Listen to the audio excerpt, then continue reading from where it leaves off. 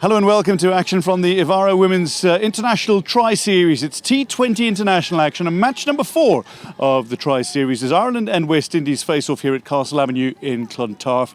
And I'm delighted to say that we're expecting to see some of the very best from the Caribbean out on the field momentarily. Alongside me, Julia Price, 2-time World Cup winner, and Isabel Joyce, long-time captain of Ireland and one of those names that resonates certainly with many in Europe about her many successes, led Ireland for so long. Isabel, let me start with you. I want to talk about this Irish side.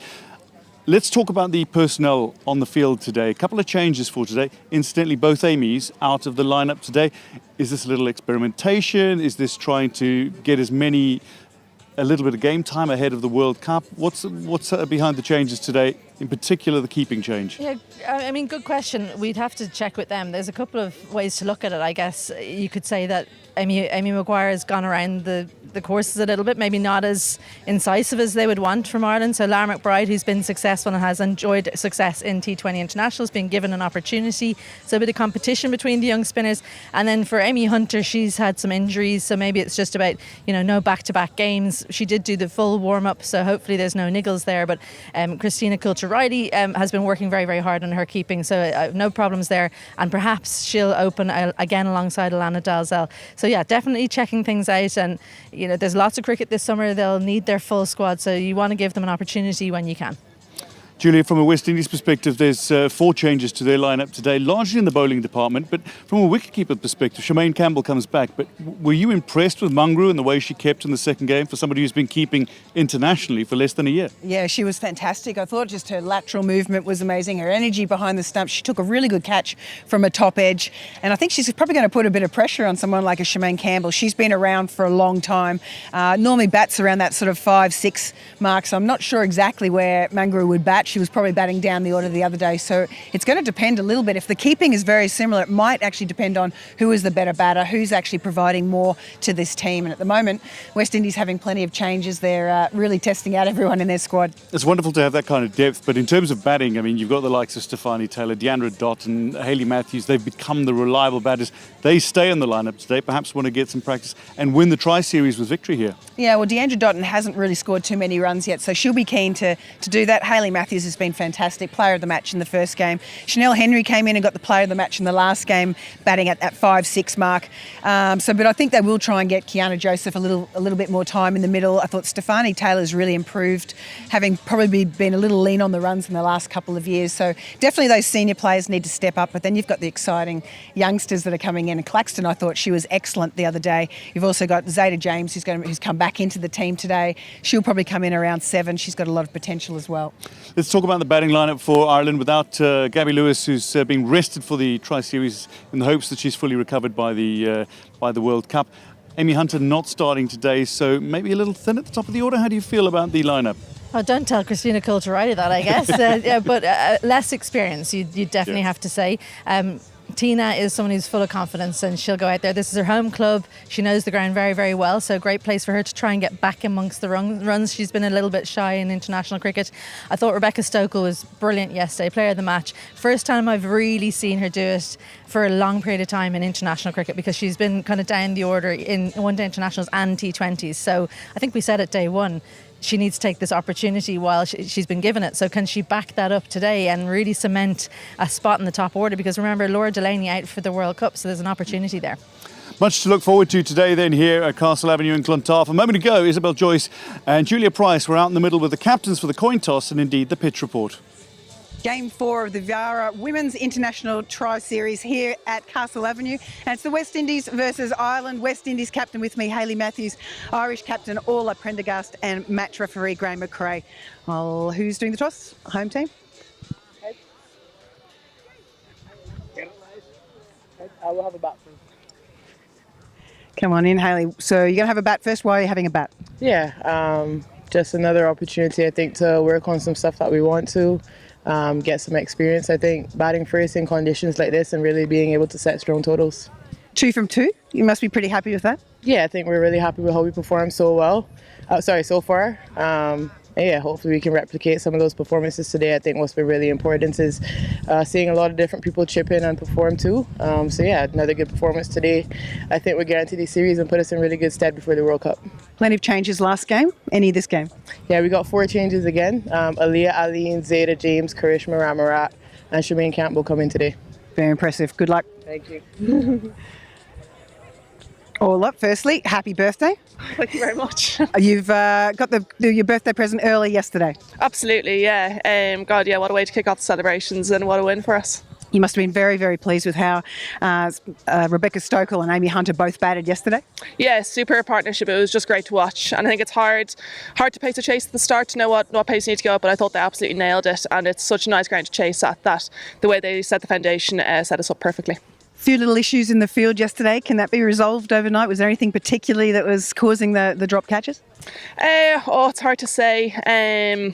But to be honest, I actually thought we bounced back really well. I think sometimes our drops can be a little bit contagious amongst the group. But yesterday I thought we bounced back really well. That the chance went down, but it didn't affect us throughout the game. Any changes for your team today? Yeah, we have Amy Hunter and Amy Maguire out, and Christina Coulter-Riley and Lara McBride are in. Go well today. Thank you. And that's the result from the toss. West Indies are batting. Now we're going to throw over and have a look at this pitch that we've used for the last 4 games. And we're going to hand it over to Isabel Joyce. Thanks, Pricey. Yeah, it is the same pitch, and I had a chat with some of the ground staff, and they think it's going to be pretty good today. They did cut it back. It's been 7 mils the whole time, and they've had to obviously cut it because it's been a few days. Let's go down and have a little look because there has been moisture around. You can see there's a good bit of grass coverage, and it's a little bit darker, but it's hard. So that means that there's been no moisture on the pitch. They've managed to cover it and make sure that no rain has got on it. I think one of the things that will come into play for both teams, and I thought maybe you'd bowl first at the toss, is because it's been undercover. So there is a little bit of moisture on the grass. That's going to clear off very, very quickly, and I think it'll play better in the second innings. So for Ireland, what can they keep West Indies to, and how many are they going to have to chase? They'll be happy to bat second because they feel more comfortable batting second by and large at this ground. So I think all in all, both teams set up for a very good game, and it should play really, really well. Well, the respective teams making their way out onto the pitch. We've got national anthems momentarily, and then the 4th match of this T20 International Series gets underway. Ireland against West Indies today. Ireland are going to be bowling, West Indies going to be batting. I'd love to get your take on this, but I'm not sure we have enough time. Julia, very quickly, a few words. What do West Indies need to do with the bat? Go hard, power play, go good in the middle and finish at the end. Isabel, what do Ireland need to do with the ball? Lots and lots of wickets. There you have it. Short and simple. Cricket is a simple game, really. But the 4th T20 International match of this Tri-Series just about set to get underway. If West Indies win, they claim the Tri-Series and they can do it with a game to spare. Can they do it? Or will Ireland fight back and get back-to-back victories, get themselves right back to the top of the standings? We're about to find out. Now for the national anthems of the respective teams. When we come back, commentary with Julia and I.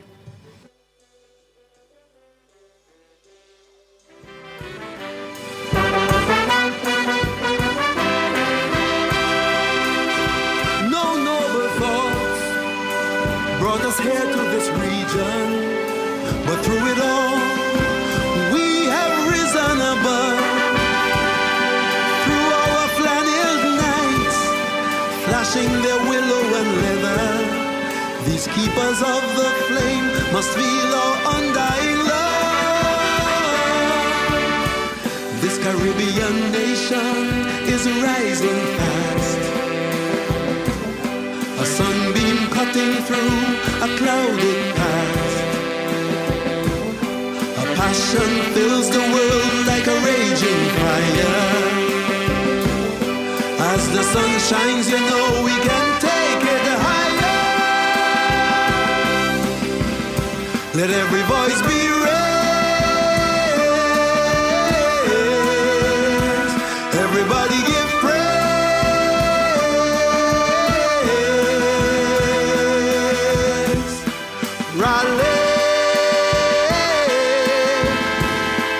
Rally round the West Indies,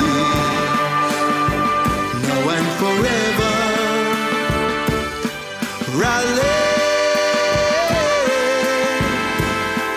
Rally round the West Indies, now and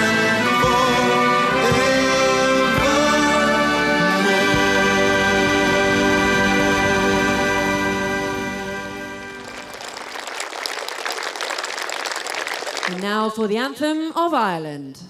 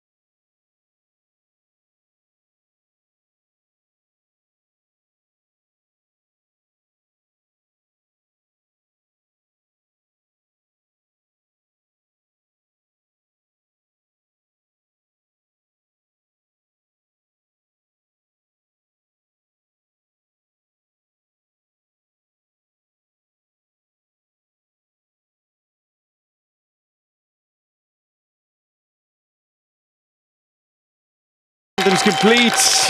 Rally round the West Indies and Ireland's call back to back. It is the Maroon Warriors who take on Ireland here and now. It's match number 4 of the Evara Women's T20 International Tri-Series. It's Ireland and West Indies here at Castle Avenue in Clontarf. West Indies, having won the toss, decided to bat first, as the respective teams have made their way out to conduct the national anthems. West Indies, with a few players padded up, including Stefani Taylor, Hayley Matthews among those with the pads on as well, and Deandra Dotton might be looking for some runs today. All are very well versed in international cricket, particularly in the T20 international game, and they'll be looking for something big and magnificent again. Indeed, Hayley Matthews has been one of the stars of the show, although star of the show in match number 2, Chanel Henry, has been given a break for today's tie. Kiana Joseph might be looking for a few runs today as well. She can really hit a ball a long way. Ireland will be bowling first after West Indies won the toss and decided to bat. As the umpires Azam Baig and Gareth Morrison make their way out towards the middle, so too the batters will come and welcome Julia Price alongside multiple World Cup winner who's played with some of the greats in the game and is indeed herself one of the greats in the game. Julia Price, who redefined wicket-keeping for many. She's very humble, but she'll never talk about that. But Julia, let's talk about the cricket at hand. Ireland doing particularly well yesterday. They'll have a massive confidence boost following on their greatest ever chase in T20 international cricket. And this is the squad that they've gone with today. Christina Coulter-Riley coming in to take the gloves from Amy Hunter, and Amy Maguire is out, Lauren McBride is in, so spin for spin a little way down the order as well. Among the changes for Ireland, Georgina Dempsey's the one player who's missed out on all the matches so far. What do you make of this Ireland team? Yeah, I think it's fantastic. Amazing effort from them yesterday. They just chased down that, and it was a fairly large total as well.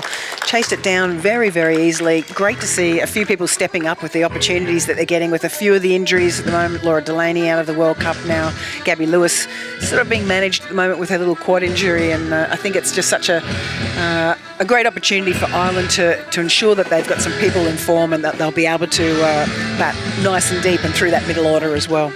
For West Indies, though, they're a side that have power batting. They've got some brilliant bowlers as well. But changing wicket-keeping today, Shemaine Campbell back in the lineup. Mandy Mungrue gets a rest today after showed some very accomplished keeping in the second match for West Indies.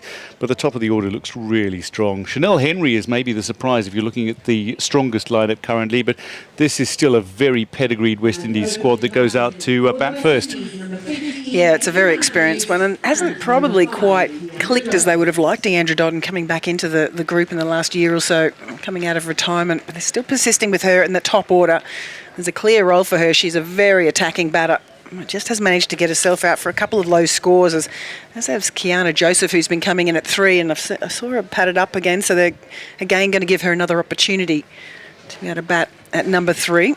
Well, there is Deandra Dotton. Eva Canning will take the new ball as Christina Coulter-Riley has the gloves for Ireland. She's just had a really good month of May. She's got her master's degree now in athletic therapy, strength and conditioning as well, from Dublin City University. First ball of the fourth match, it's Eva Canning to Deandra Dotton.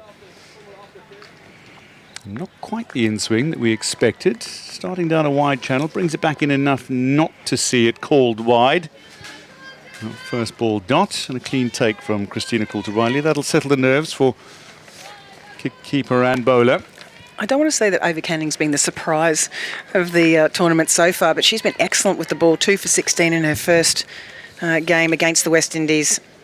Yeah, and 2 for 35 yesterday. And from 4 overs. I think that's the impressive part, going at 4 and over against a West Indies side. Hayley Matthews went she was striking at almost 200. 82 of the 104 that West Indies made. Also able to sort of change around their opening bowling partnerships as well. Orla Prendergast does normally open with the ball, but Alana Dalzell's been doing that, as has Ava Canning. Still got Louise Little. We haven't really seen too much from her. Well, it's beautifully driven off the back foot. It's a good-looking throw as well. Lulu Little, as you were saying, Louise Little can bowl. She can field as well. She's very sharp in the field. Yeah, she's nearly taken Hayley Matthews out there at the non-strikers end. Was just a little bit chilled. Classical West Indian sort of chill factor, trying to get back into the crease.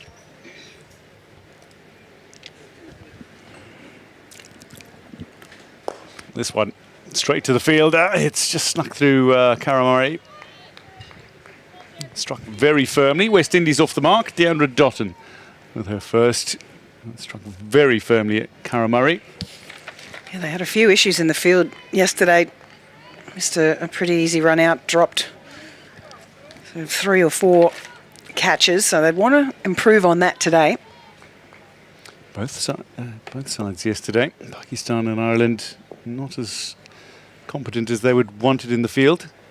Canning to Matthews now, works it away for a single first ball up. Hayley Matthews, the world's top-ranked all-rounder.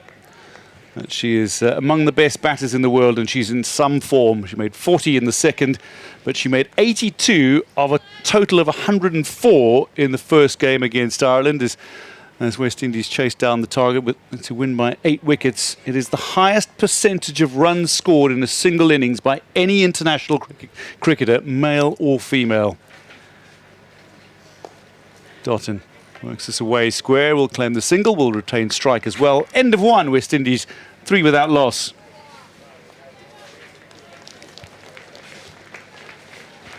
Yeah, Hayley Matthews has been a bit of a superstar for this team for a long time now, and she's only 26 now, and also got the captaincy and the weight of the team on her shoulders. But I think she actually thrives on being that player that's going to not necessarily be the player of the match every time, but certainly have a massive impact and lead from the front, and her getting that percentage, she'd be pretty happy with that. I think anybody would be happy when you score nearly 80% of your team's runs. It's never happened in international cricket. Hayley Matthews is leading that now by some margin.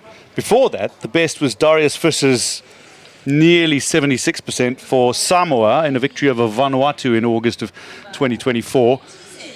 And Alana Dalzell will open the bowling again for Ireland today. She'll open the batting as well later. Bowling to Deandra Dotton. Made 2 or 5 from the opening over.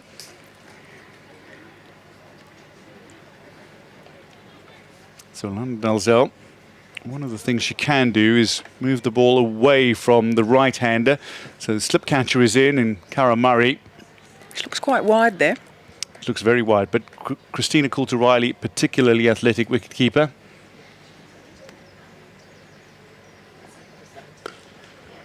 This one off the back foot, punched away. It's powerful. Slightly wet outfield with the rain earlier today, but that doesn't make a difference. Dotton goes to a runner ball with her first boundary of the innings.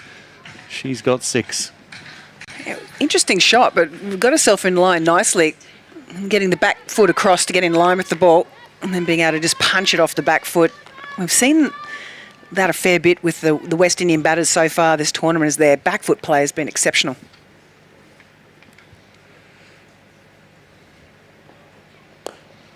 Look to dig it in a little shorter this time, and it's pulled again. Onto it very quickly, Deandra Dotton. She's got the star quality, pulls it for 4. She's 3 weeks away from her 35th birthday. She's got vast experience and a youthful attitude to the game. Yeah, well, might want to get it a fraction fuller with the way that the West Indians are playing at the moment with that back foot play. That way she's also going to get a little bit of swing, maybe bring into play that slip. I just wish that slip was a little finer. That one, a significant swing away. Just Christina Coulter-Riley just readjusting her mark there, just taking a step forward because that ball landed just in front of her. Wicketkeepers ultimately, we want to be taking it usually sort of between knee and hip height. I think there's always the comfortable margin that we're looking for. Yeah, I think also with a little bit of rain that we've had around, it might be just a little bit of hold in this wicket early until it starts to dry out. So not quite the length either she's after.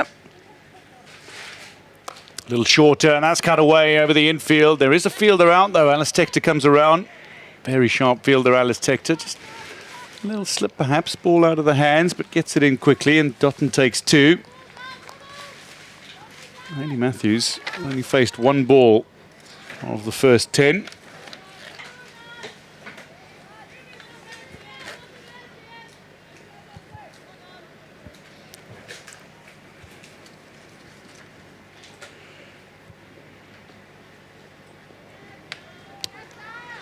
So a little perfect, yeah. Absolutely perfect areas right there. And you can see that Deandra Dotton probably wanted to push back in the crease a little and thought, oh, that's just a really good delivery. And you don't see too many balls left in T20 cricket, do you? No, you don't. And Deandra Dotton, she knows how to pace her innings, undoubtedly. First woman to score a T20 international century, and she did it at the Women's T20 World Cup against South Africa in 2010. Remarkable 112 not out. It was off 40-odd balls.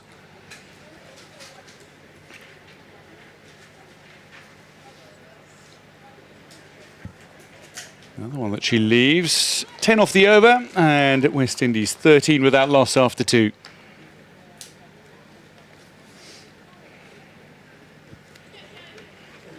Dotton doesn't seem to want to be drawn into playing shots that she, or playing at balls that she feels uncomfortable with early in the innings.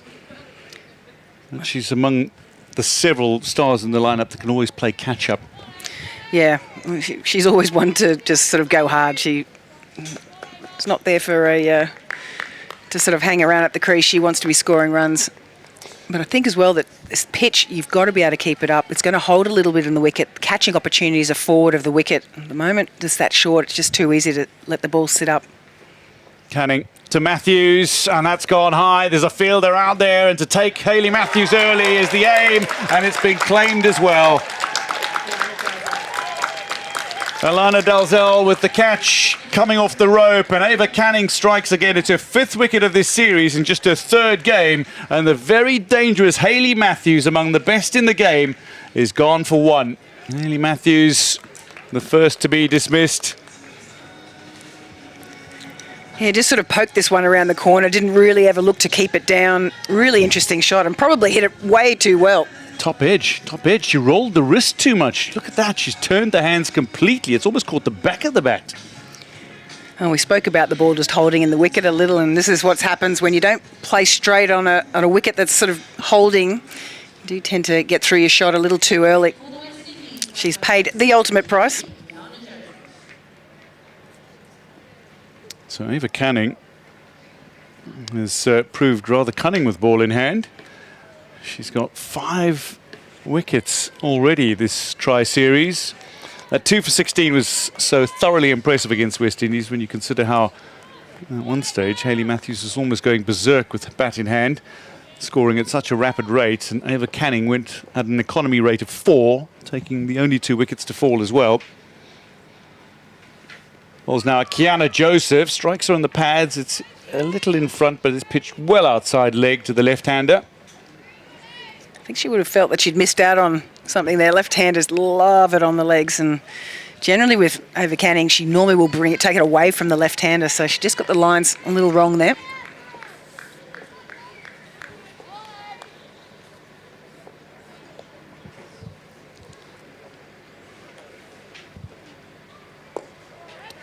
Right away.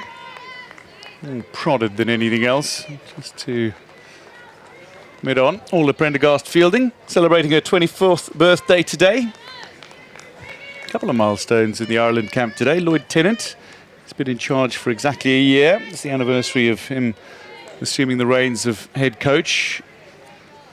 He started officially on the 1st of June 2025. This one is connected, it's gone high, there's a fielder out there as well, and it's been put down. Is that Little? I think it's Little who's out there. Yeah, not a great ball here from Canning, and not a great shot either from Kiana Joseph. Pushes back in the crease, hits it not down the throat. It was a good effort. She's done well to get around. Oh, he's Little, but just puts it down, just continuing this bad streak of dropped catches by Ireland. Well, that could have been on her way to a double wicket maiden if that had been held. Joseph is off the mark. Dotton on strike. Oh, this one sharply back in, strikes the pad, no harm done. It just looked like it's skidded on a little bit, that one. I think that's why it's so important to make sure that you're getting a little bit fuller with the ball at the moment, just to keep those stumps in play, getting through the shot. We saw that Dotton got out sweeping the other day, caught in front.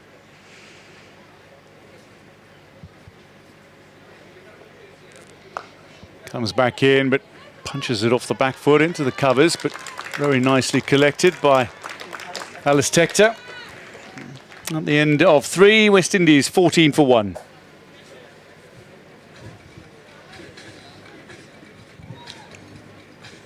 Now, just how big will that drop be? She hasn't had a great tournament so far either, Kiana Joseph. She needs some time in the middle. Got out caught at deep square from the off spinner against Pakistan just for 4. Also got out caught at mid-on off the bowling of Canning. After just didn't get one to be able to get over the top of the head.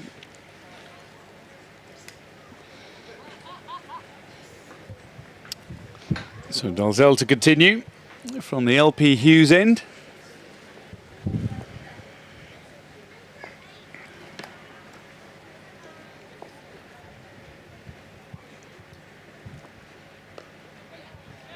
It's worked away nicely. Quick hands from Kiana Joseph. Just comes down on it, keeps it down. Good work in the field by Alice Tector. She's got a brilliant arm, which is usually the case with quicker bowlers. She's very much a pace bowler. We haven't seen her bowling this T20 International Series, though. Alice Tector, like Dalzell, can work the ball away from the right-handed batter.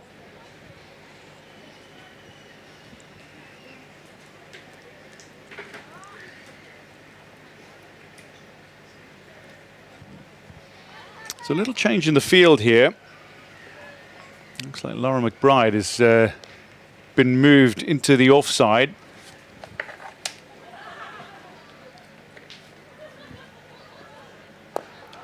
And then a little too straight from Dalzell, slightly across the line from Dotton, but that's going to race away for a 4.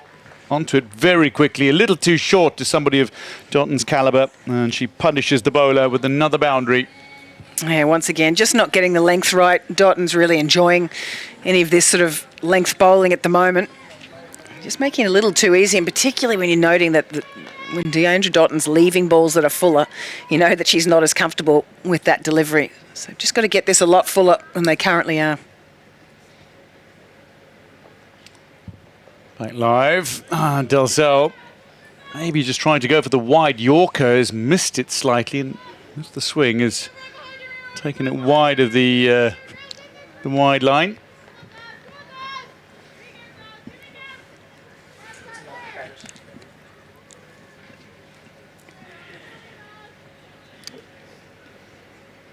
Looking for that fuller length anyway.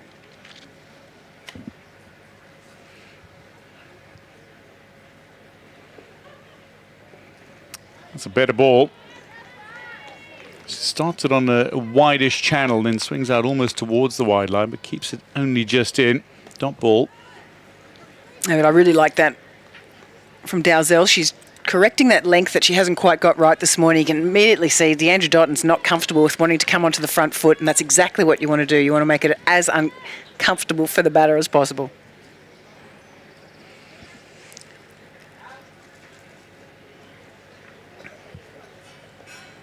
That one's going to be wide, just slightly.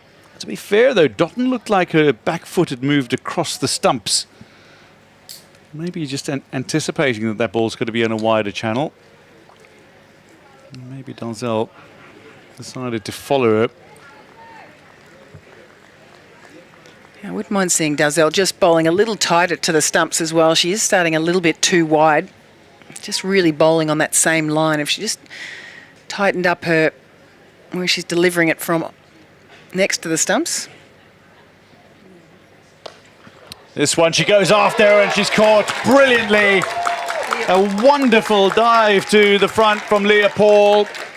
And Dotton is snapped up for 16 at a runner ball. Alana Dalzell takes her first wicket. And West Indies 21 for 2 with both openers gone. Yeah, well, I don't think Deandra Dotton's going to be too happy with that at all. She hasn't really kicked on so far this tournament. It was a pretty good catch in the end by Leah Paul, nice and low. There was a drop the other day, very similar to that, an extra cover. And you see Deandra Dotton walking off, really contemplating what she could have done better there on that one. But the fact that Dalzell had just started to get that fuller delivery was just making Dotton just that fraction uncomfortable. Wanted to play off the back foot, really opened herself up, didn't have the control to keep the ball down on the ground. It's a courageous dive forward as well from Leah Paul. There's a few of those that you can sometimes get horribly wrong, either with fingers or indeed the ball bouncing just before you. So, courageous catch from Leah Paul. And Deandra Dotton is gone for 16. Well, that brings Stefanie Taylor to the wicket. If you're talking about experience and world beaters and match winners, Stefanie Taylor, when you're discussing West Indies, is always going to be in the discussion. She's among the all-time greats. She turns 35 in 10 days' time. And she is genuinely world-class. Captained West Indies to the 2016 T20 World Cup title. A decade on, looking to win the crown for the second time. Comes into bat at 4. And away into a little pocket of space. Alice Tector is down there for protection, but not too far wide of Leah Paul, and where Dotton got caught just the ball prior. Yeah, just really poked at that one, didn't really. And again, we've been talking about the ball not coming on quite at the moment. It probably just went through the shot a little earlier, waiting for the ball to come onto the bat. And it's difficult on a pitch that's holding to be able to play it with much control or even power behind the wicket.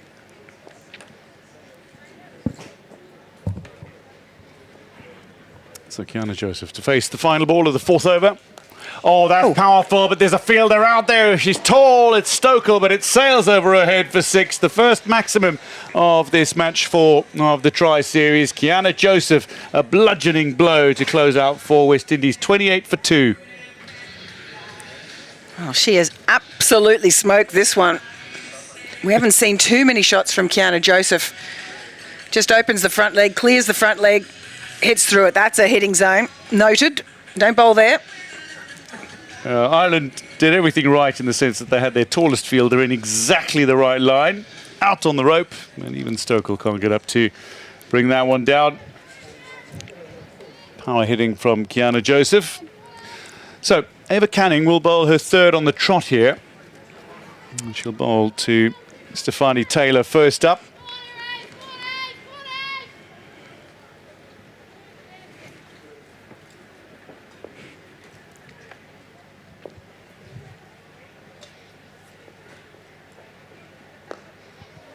Worked away nicely off the pads. We'll just take the one. Dalzell in off the rope very quickly.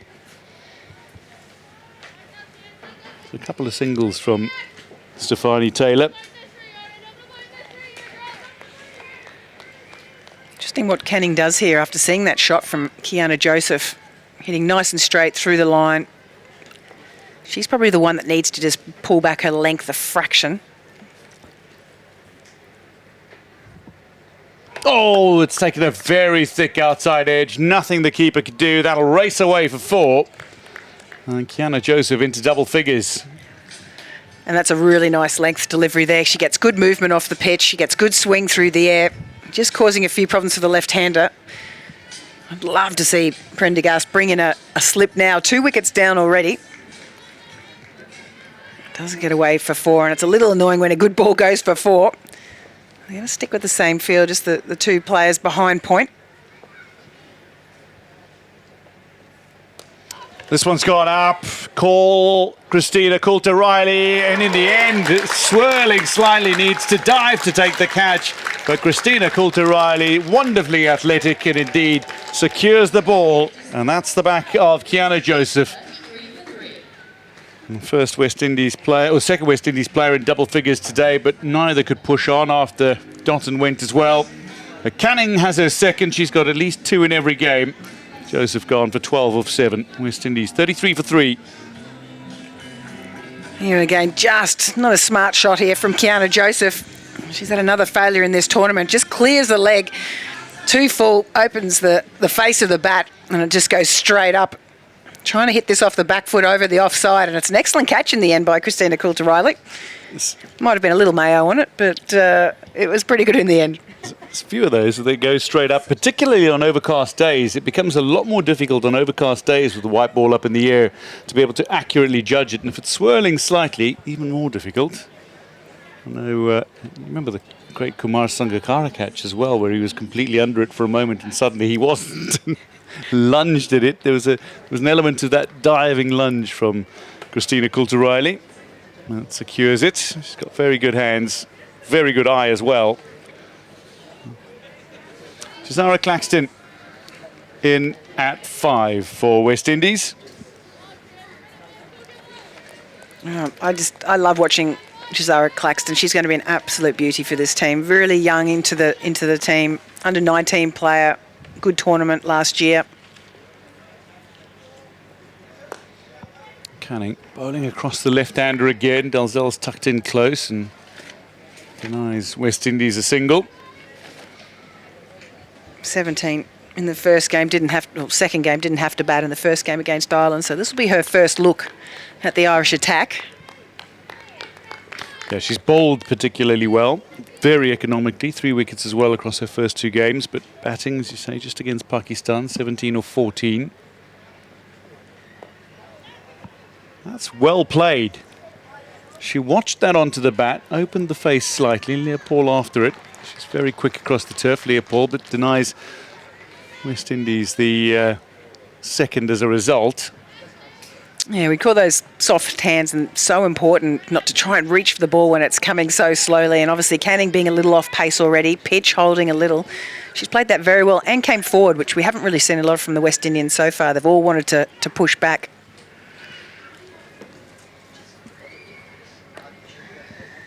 Speaking of pushing back, off the back foot, Taylor plays it out into the offside. That is the end of 5, West Indies 34 for 3.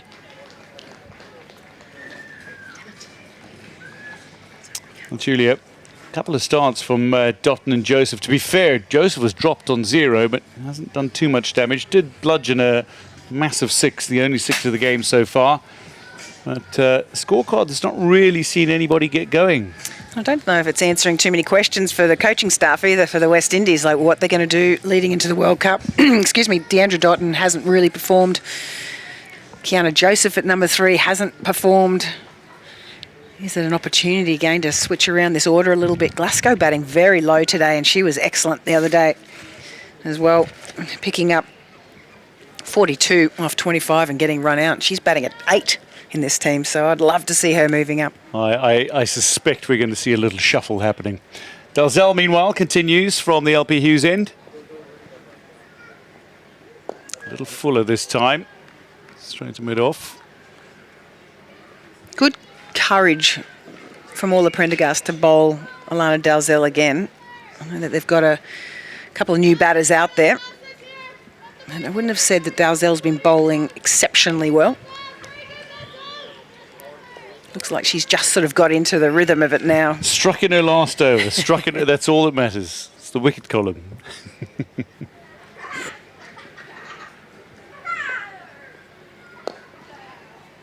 Oh, that's beautifully played. Just beats Canning and it'll race away for 4. Yeah, really nice stroke there from Claxton. Didn't try and overhit it, went with the width as well. Field up on the offside, so as soon as she got it through the infield, knew it was going to race away. Despite the rain we've had this morning and in the last 24 hours, it's still quite quick out there, this outfield.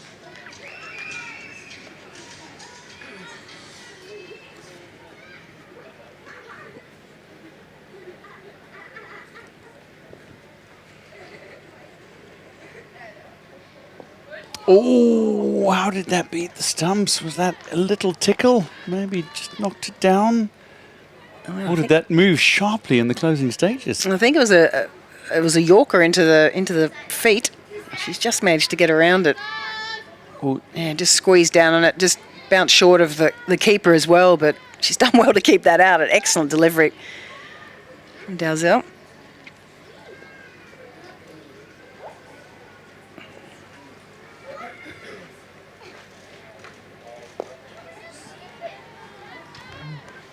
Solid on the defensive, but she's batting a little way out of her crease here. I like that. I think that's just the length that they've got to really keep working on. And they've probably been a little lucky with the fact that the West Indies just chose to bat this morning. And Ireland are going to get the best of the conditions for bowlers from this pitch, with it just sort of drying out throughout the day. We've got a good little breeze now. I wouldn't say it's sunny, but certainly we'll have time to dry out. Started a little wider, miscued. So no runner cruise. Dalzell will be happy with this, so too will her captain, Paula Prendergast. 4 dot balls of 5. Yeah, particularly as an outswing bowler, it's always a little tough to bowl to the left-hander. Maybe just because hasn't faced too many balls at this point, is still finding a feet.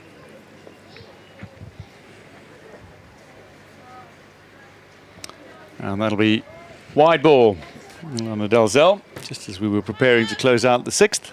Well, that was my fault. I said she was bowling well to the left-hander. Of course, straight away puts one down the leg side with the little outswingers that she has.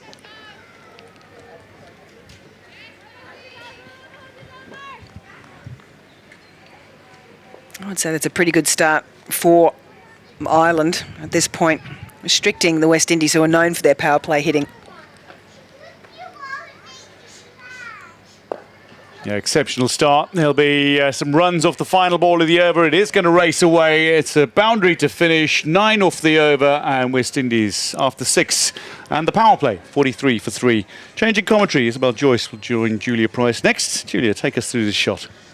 Yeah, again, Claxton just likes to hit all around ground. She's a 360 player in the making. She hasn't quite got there yet, but I think she's does like to and enjoy hitting through the offside. A little bit reminds me of Beth Mooney, a fraction in the fact that she likes hitting through that extra cover area. So we have a look at the bowling figures from Canning this morning. Another great game from her so far. 2 for 10 off 3, and she's going to finish off her spell with this ball now as I pass it over to our Dutch friends who are over here at the moment. Denise, I'm going to try and pronounce your surname. Van Deventer Hanema? Oh, killed it. All yours. Yes, welcome, Denise van Deventer. Delighted to have. Thanks for having me.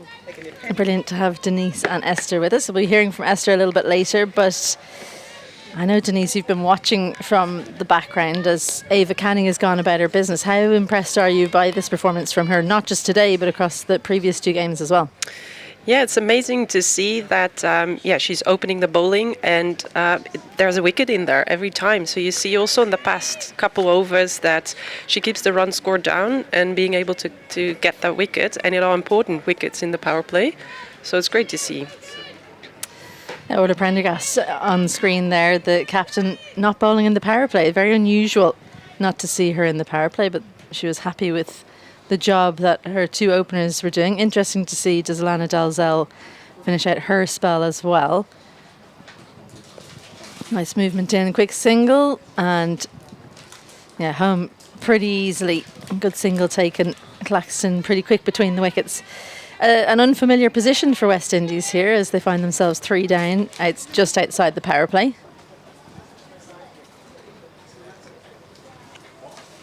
So they've scored pretty heavily in the top order. Now it's down to others to score. Chanel Henry out of the team today, so that's their kind of finisher who's not in the 11. Canning on to this one. At this point, Denise, 44 for 3. What do you think? Do you think West Indies will still be aiming towards that 180, 190, or do they start adjusting down? Oh, it's difficult to say because they still have some batters that can really powerfully hit the ball.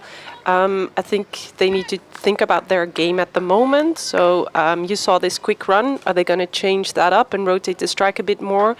There might be waiting out Canning for this moment. Yeah, good point. They could maybe be thinking, right, we're going to target someone else. It's Canning's day. She's 2 for 11 with 1 ball in the spell. And then she'll effectively be finished.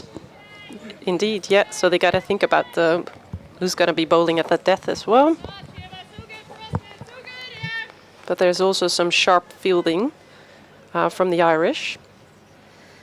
Yeah, there was that drop. A difficult chance, but they've caught well aside from that. Oh, a little leading edge. Could that have gone anywhere? Great spell from Ava Canning. 2 for 11 in her 4 overs and her bowling done.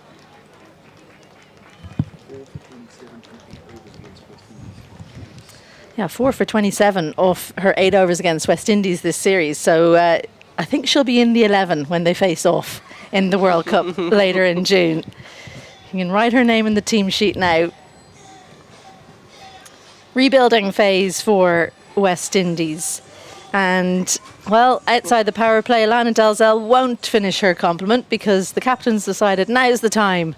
Well, they've got the field spread. My 2 openers have done a job, and now I'm going to have a go at this middle order. So I think this is a very good matchup for Ireland.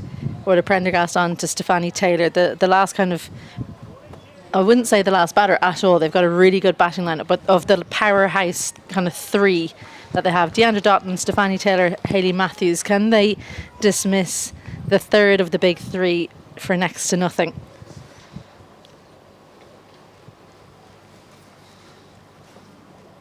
Oh, lovely little away swinger. She generally moves it in, Orla Prendergast, but a great start. Just woke up Stefanie Taylor ever so slightly.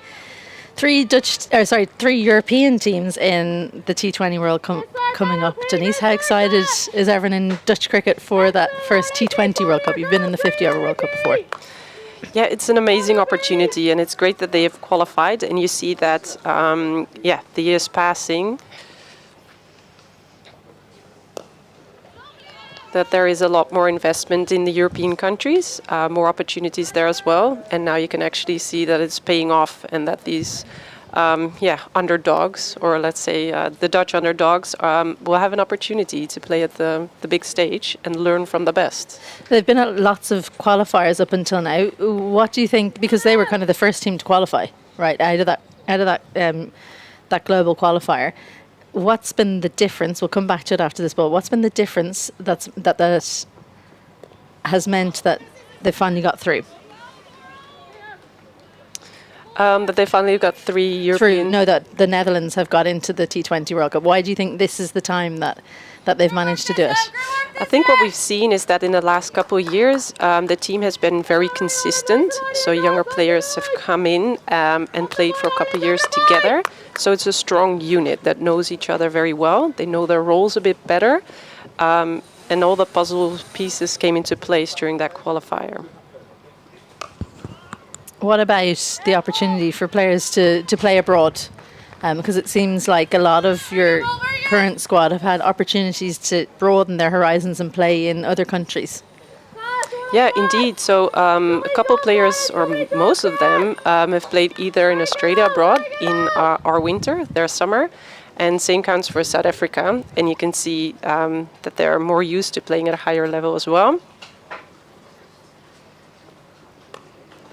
Excellent over this from Orla Prendergast. Coming into the attack, the captain, just two singles from it and 3 dots as well. And what Ireland will be trying to do is just keep West Indies quiet for a few overs while the field is spread and get those heart rates just upping for West Indies. Hayley Matthews, Deandra Doughton, Kiana Joseph, all in the shed, It's down to these two now. Taylor's struggling a little bit. Not as fluid as she was the other day against Pakistan.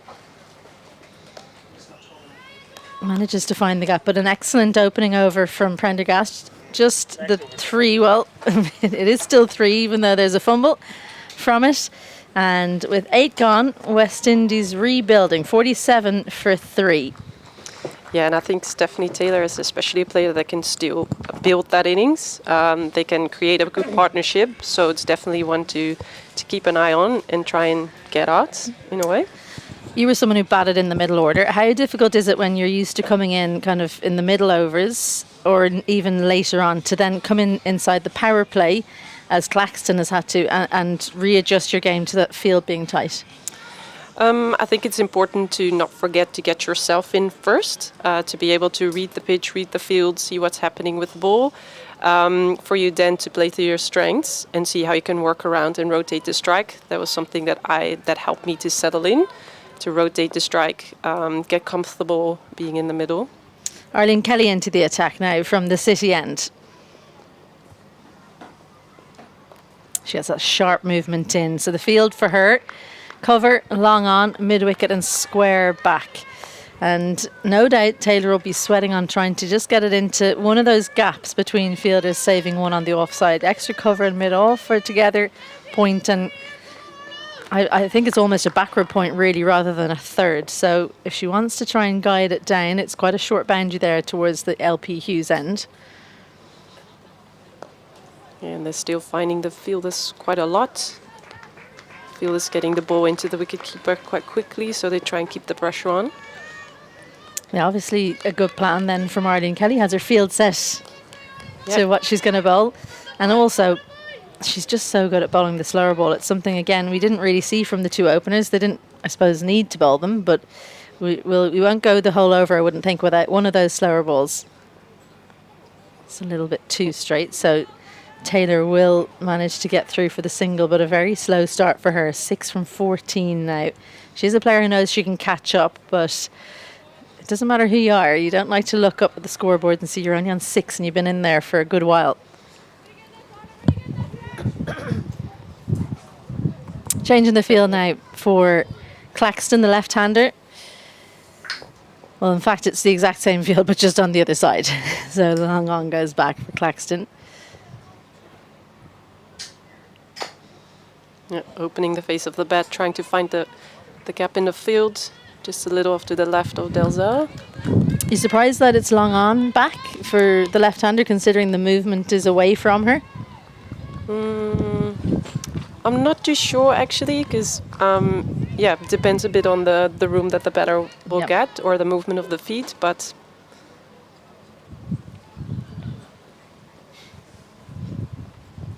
dance down. Stephanie Taylor definitely feeling the pressure, and Arlene Kelly just pulls that length back. Feels like something's going to happen. Either West Indies start to click into gear and start to score runs, or there's going to be a breakthrough, or a chance at least. Yeah, she's just moving her feet, Stephanie Taylor.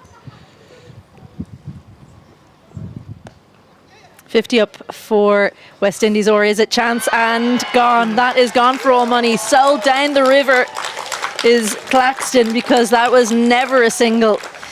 A sharp pick up and throw, and well, you could tell from right down here, down at long on, that was going to be short.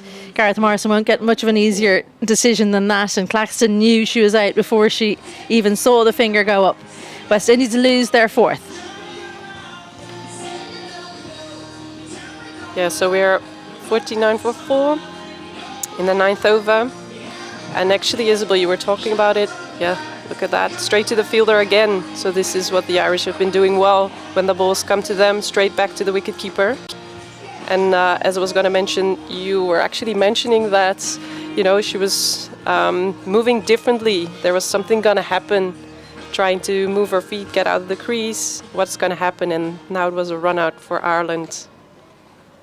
Lara McBride it was who affected that run out. I thought her release was so quick. It was brilliant. That's something that Ireland have worked on a lot in the last 3-4 years, is how quickly they can get rid of the ball once they get into their hands. Not a full load up, And I called the 50 up for West Indies, and in fact, obviously, it's not because the run out was affected. That was the last ball of the over as well. You love that as a bowling team. Yes, definitely. Yeah. Keep them on those under those milestones. Yeah, keep them under the milestones, but a wicket on the final delivery means you don't have to run out and then run to your next position. You can go straight from the team huddle. Yeah. Maybe it's just me. Maybe it's just something I love. Orla Prendergast continues. Bouncer straight up. Yeah. Ready on the back foot is Stefanie Taylor. And looks to see can she come back, but it's pretty much straight to the field and back into the team. And in at number 6, Shemaine Campbell, experience for West Indies, and they desperately need that. These two will know each other well, played together a lot.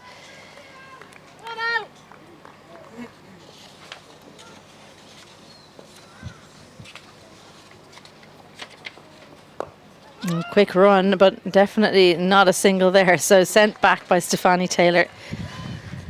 Yeah, so the running between the wickets will be interesting at the moment because they got to settle in together as well. And at the moment, they're still playing to the fielders to try and get it back to the wicketkeeper. 152 matches for Shemaine Campbell. Stefanie Taylor, 133. She has had a number of injuries that's kept her out of the team at different times during her career. Again, looking to just rotate the strike. And now they've got the fear, don't they? Because that should be a single, really. If you're confident and you feel you can measure the run, you're taking off straight away there. But the little bit of doubt has crept in for West Indies, as that pull shot, of course, did bring up the 50 for them. Yeah, so they're meeting up in the middle, trying to support each other. Maybe also they saw that it might be a run, so they back each other up.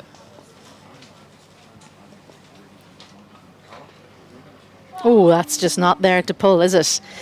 I think that was a kind of a predetermined shot. She's talking to herself there, Campbell. Play straight. Anticipating the short ball. How important is it when you're out there in the middle and you're batting together and things aren't going well as a team, to, when you're not at the striker's end, have a little chat when something doesn't go the way of your batting partner? We'll come back to that. You've got some time to think, Denise, while Orla Prendergast comes in for the 5th. Little shuffle to the offside, and she's called Taylor through. And an easy single, but Taylor doesn't look all too comfortable, does she? Yeah, and you see the fielders keep putting the pressure on, so I like that. Really running into the ball and getting it back. So they keep the pressure on and make sure they got to think about their running.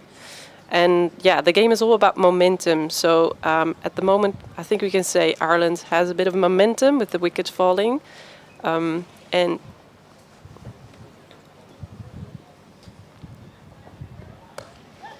onto the back foot, a shot of assurance from Taylor. They'll probably come back for the second.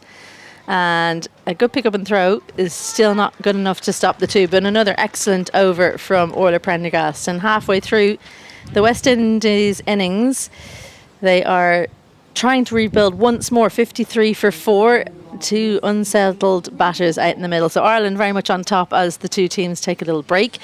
As they do that, we'll do the same. Thank you so much, Denise, for your time. And join us again in a couple of minutes' time for the second half of the first innings. thank you, Isabel.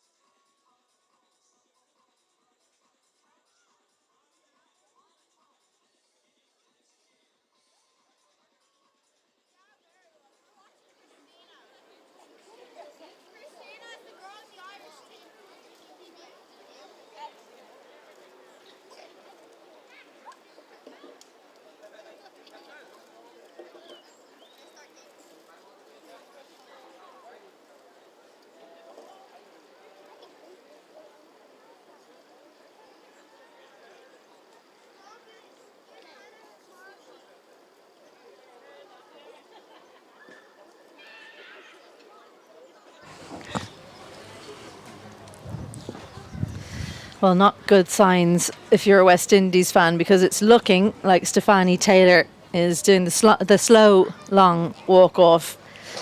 That's the walk of an injured person who looks dejected ahead of a T20 World Cup in particular. And I think she came through for that single there, Stefanie Taylor, and when she ran past the stumps, you just could tell something was up. And physio came out during that drinks break, and if you stayed with us during that time, you would have seen her looking some distress. So all the best from us here in the commentary box and all the team go to Stefanie Taylor, a real great of the game around the world. Hopefully she can recuperate quickly and we will see her at that World Cup. Might also be a player management thing as well. They might be just saying, we're just going to sit you down because we don't want to make sure that we'll make this injury any worse, with obviously the World Cup coming up just around the corner. So, like you said, yeah, good luck to her.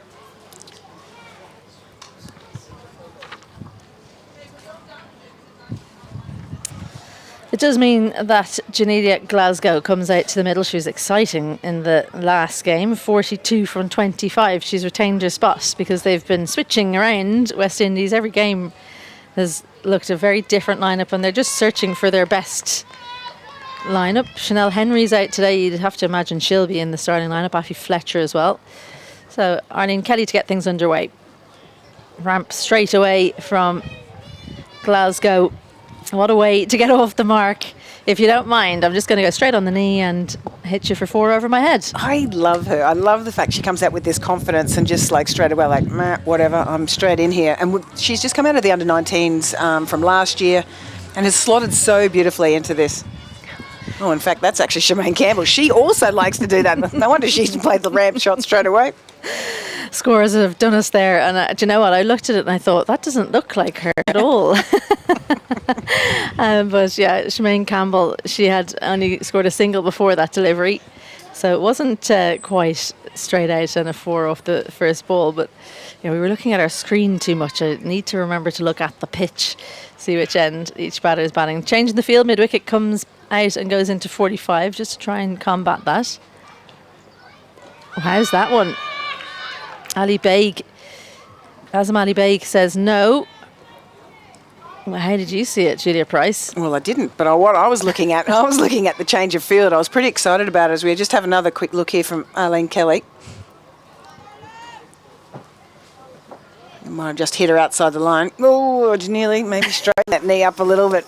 Either way, given not out. But what I liked about it is that we saw yesterday that it took a little while for Ola Prendergast to change the field when there was a lot of balls going in that sort of behind square, 45 lapping. And today it moved it straight away when it happened. And I thought that was excellent captaincy from her. Good learning on her feet.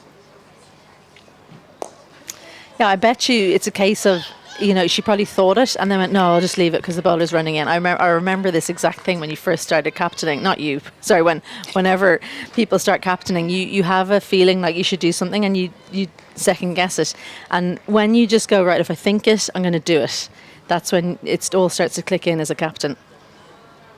Beautiful line that to the left-handed Glasgow. It was all wrong for that ramp, wasn't it? We were looking at a right-hander and it was just all happening, thinking about Stefanie Taylor. Hopefully she's actually okay, and I hope you're right that it is just load management, injury management. They obviously want to win the game, they want to win this tri-series, but not at the expense of one of their key players going into a key tournament. And Pricey, you've got a little bit of time to think about this, but this World Cup, have you ever felt like there's more teams that are actually in with a shout of winning? Because West Indies have done it in 2016 when no one thought they were a shout. They've now got Deandra Dotton back in. They've got some youngsters who are hitting the ball well, some exciting bowlers coming through. It could all come together for them, couldn't it? I like that. Just like that shot, all came together for Glasgow to get off the mark with a stunning boundary. Just a little bit of width, too full from Kelly, and punished as she gets a boundary off the final delivery. It bookends the over with boundaries. And West Indies 62 for 4 after 11. We just have another look at this shot now. I'm going to repeat what I said when it wasn't her shot before, but this time she plays with such confidence, gives herself some room, backs to leg. Generally that means you're going to take the ball over the offside, and just created some room for herself, up and over. And I just love that shot from left-handers because it's so difficult to protect when you've got your field up on the offside. So wonderful stuff from Janelia Glasgow, and it was her this time. To go back to your question, well, firstly, there are more teams in this competition, so yes, more chances of anyone going to do it. 12 teams, which is fantastic. And you mentioned as well, New Zealand a couple of years ago, they ended up winning, as we've got a change of bowler in Lara McBride. Reverse sweep straight away. The vacant third Regent was calling to Campbell, and she said, "Thank you very much. I will take another boundary off the first delivery of an over." We go back to New Zealand 2 years ago, and they won the T20 World Cup, and they'd come in with horrific form, absolutely horrific form, hadn't been able to win 10 in a row, and suddenly T20 cricket. The beauty of T20 cricket, anything can happen, and we're seeing that also today. West Indies really outperformed Ireland in the first game of this series, and today Ireland have got them in a bit of trouble and a bit of a sticky situation. So T20 cricket, this is the beauty of it and why it's so popular. One, it's quick, but secondly, it's so exciting and can shift in the space of an over. So yeah, I do agree with you. I think there's a big opportunity for anyone to be able to get through. Obviously there's one really tough group and one not so. Quicker there from Lara McBride. That's a new delivery from her. Never seen that. Not sure that's quite the length she was aiming for, but it was effective. Wow, sometimes those length balls, you do pick up the wicket, don't you? So they just manages to keep it to one. Might have got away with that one. Has got a fielder out at deep square. Amen to that, those poor deliveries. It's the surprise element. If you surprise yourself as a bowler, then the batter can't possibly have a clue what's coming. Isn't that right? Absolutely. Left-hander now for McBride. Field is up on the offside. Much more flighted delivery like that from McBride, who's a very brave bowler, really young, and really she's only been in this team for 10 months. It feels like she's been around forever. Played at the last Under-19 World Cup for Ireland and was probably the standout player that just showed that she could cut it at the top level. We'll dance down straight to Canning, who... Well, I think it would have been a one anyway because of how it was hit down into the surface, but no chance for the run out because of the fumble. Well, I did bowl in the qualifiers just recently up in Nepal and picked up 10 wickets at 10.3, so she was exceptional.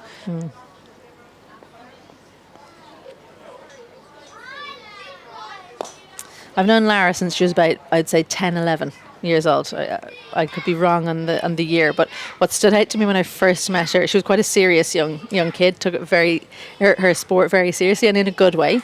And she was captain of like a district team in this little tournament we played. And one day it was like 50 ball games, and she got the team going straight away. They were together, they had lunch together.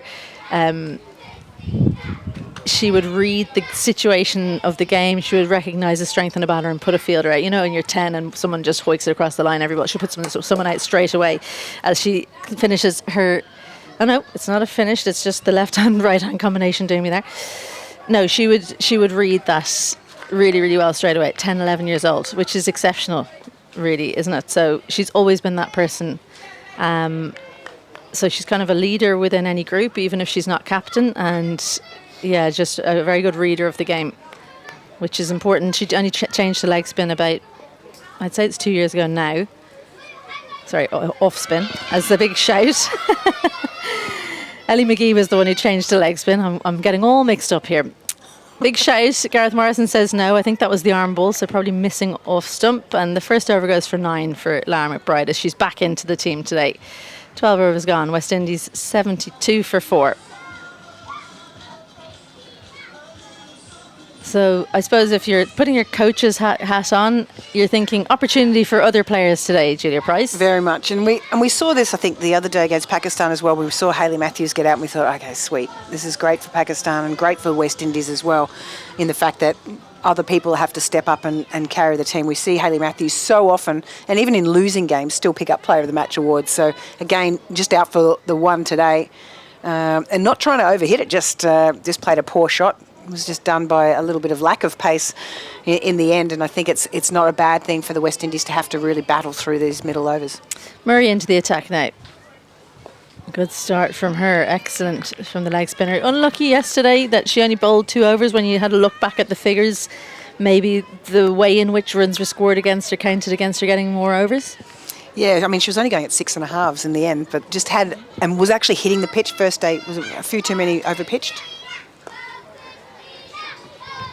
That's a beautiful strike, far too full, absolutely speeds past Alice Tector, an extra cover there. And not the field set for that delivery whatsoever. Yeah. Campbell helping herself. And it was, speaking of over-pitched, would be that one. The half volley really launched into that. Campbell's been looking quite aggressive since she comes out here. She's got a quick run up for a leg spin bowler.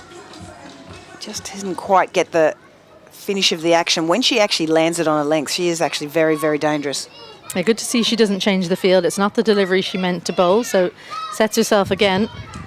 Well, she bowled pretty much the same delivery, but manages to cut it off, does Alice Tector. Yeah, she's got a little bit of protection squarer through the deep cover, but she's got to make sure that she just pulls that length back a little. Shemaine Campbell trying to jump on anything that's full. That's better. That's a much better length. It's dabbed into third where McBride is waiting.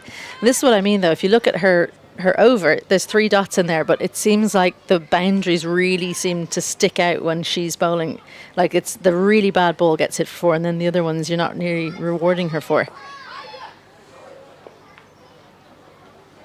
Dance down, and good hand from Murray.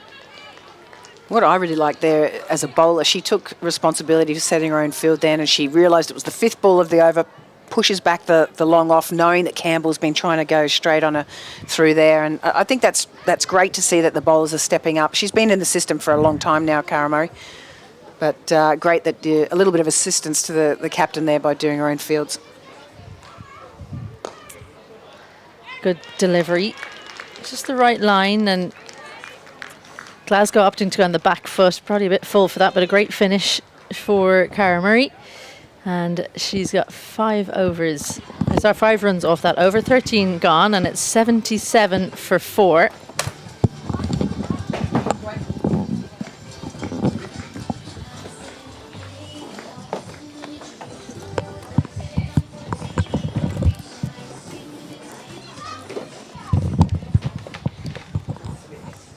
Thank you very much, Isabel Joyce, Julia Price. Oh, what a wonderful day of cricket we've got. The spinners are on. The batters are in, hoping to find a few more runs here. Lara McBride will continue from the far side. Already a great run out today.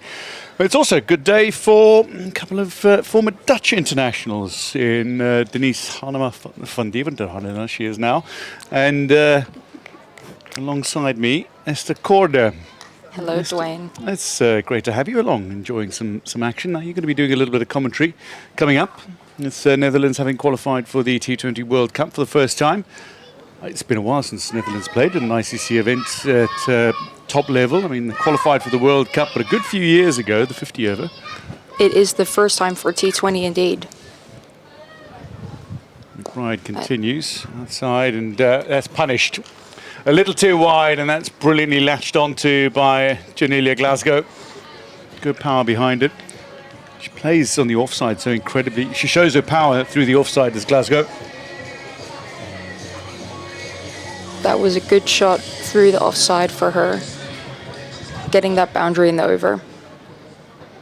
Put pressure on McBride early on in this over then.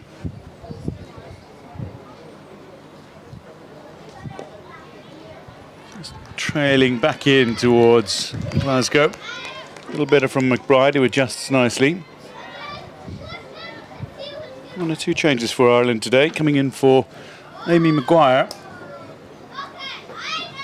Little Fuller and offside. Maybe not quite the contact that Glasgow would have liked. She'll get a couple for this as well.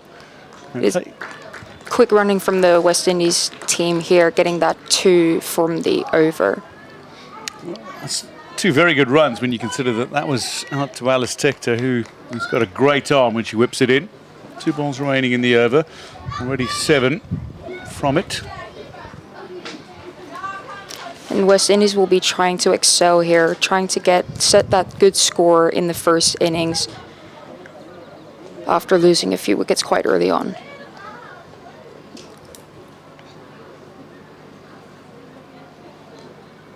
And push through the leg side, Are they trying to look for a 2? Oh, one of the batters is. Is that a mix-up over there? And she is back on time. Glasgow puts in the big dive. This time, a little bit of a mix-up through the leg side. West Indies will not be trying to get that another run out after a mix-up, so that is a smart move, getting back into their crease. Final ball of Laura McBride's over. Worked away one-handed by Campbell. Straight to Canning. It'll be no run. It's the end of 14. West Indies 85 for 4. It's a good start for Ireland, Esther. The way they've bowled, I mean, Canning in particular, from a bowler's perspective, you've got to say that that's just a tremendous job. An economy rate of under 3. Absolutely. As a bowler, these are the stats that you're wanting to see. Keeping that economy rate incredibly low while still getting 2 crucial wickets here. She will be incredibly proud, and a great warm-up for her heading into that World Cup. She will be stoked after that 4 overs from herself on that, and setting Ireland up for an incredibly strong innings over here.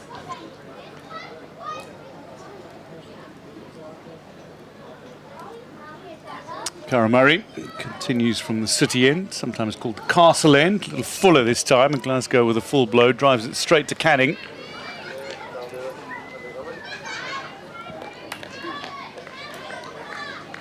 Cara Murray will be enjoying having a little more of a bowl today for Ireland.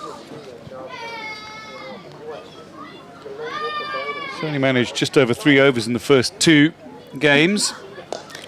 This one's fuller and just past Canning. It'll go for 4. And the error from the bowler ultimately punished, but maybe, just maybe, a glimmer of a chance for Ireland missed.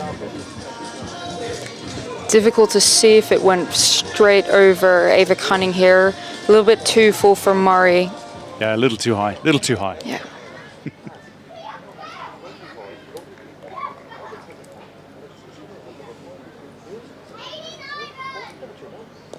Much better from Murray. She's been doing an enormous amount of work on her bowling and her fielding in particular. Bowler from Belfast, turns out for Warringstown and Clontarf, this is not unfamiliar territory. Back in nicely at the stumps, driven off the back foot, and that'll beat the fielder straight past Arlene Kelly. It'll go for 4. And another boundary in the over. That's 2 boundaries inside the first 4 deliveries. And I mean, West Indies were a side that were under pressure, having lost the likes of Hayley Matthews, Deandra Dotton and Kiana Joseph early, but they've pulled it back tremendously here. 7 away from 100 now. Yeah, West Indies really needing to up that runs per over, which is exactly what they've been doing for this over so far, with 2 fours from it already. Better delivery from Murray, only going for the single. Hoping to get her through that over and finish it off nicely. She'll be pushing out her square leg, giving herself a little bit of safety for that final ball.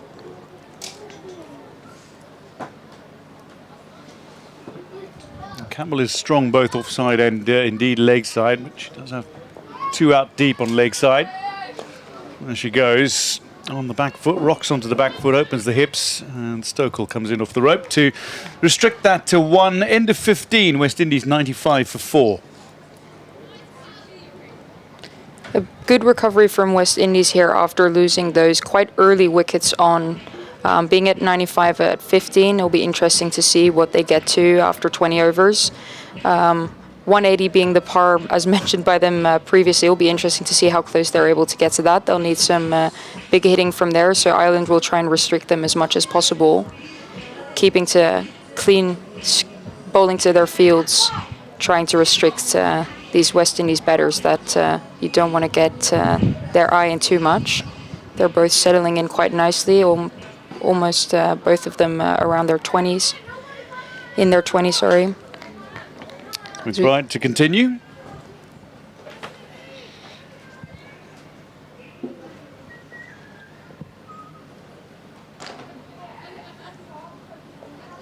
Drifting a little down leg, and it's just working it nicely off her pads. Ball is in quickly from Alice Tector. But scampering through, Shemaine Campbell, very good footwork, as wicket keepers tend to have. Indeed, Glasgow showing their pace between the wickets as well. West Indies now 3 away from a century. Yeah, West Indies really pushing for that 2, putting the Irish fielders under pressure and utilising that small fumble coming back for the 2.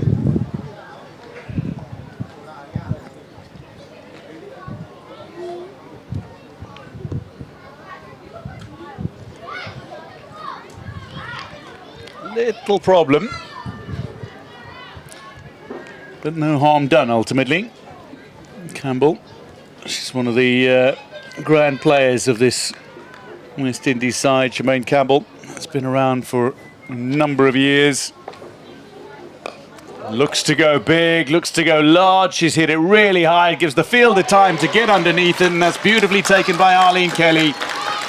McBride has her first this series. It's Campbell gone for 21 off 21. Very nicely taken by Arlene Kelly, but it was the height of that ball. And sometimes in overcast conditions, the white ball coming down with a little bit of a glare off the clouds can be difficult, but Arlene Kelly made good ground. Safe hands underneath that to dismiss Campbell for 21. She really did. She made great ground to combat, had a very clean catch, looked incredibly solid there. A really important breakthrough here for Ireland after Campbell's getting settled in quite nicely. So this is a crucial wicket for Ireland to keep that momentum and keeping West Indies quite restricted here. Looking at this very high ball on the replay here. And a great catch. Given the conditions, wonderful to get underneath it so quickly and then to take the catch cleanly. Arlene Kelly. That's the back of Campbell. She's gone for 21. West Indies 97 for 5 now. Under 5 overs remaining. Next into bat for the West Indies, number 78. Shemaine Campbell. She didn't bat against Ireland in the first game, didn't play against Pakistan. So her first innings of the series ends at a run of ball 21. Making her way out now, Aliyah Lane. Didn't bat against Ireland in the first match either. She bowled only 1 over. Another very experienced Barbadian in this West Indies lineup. She's won the last 3 Women's Caribbean Premier League titles with Barbados Royals women, one of the standout players.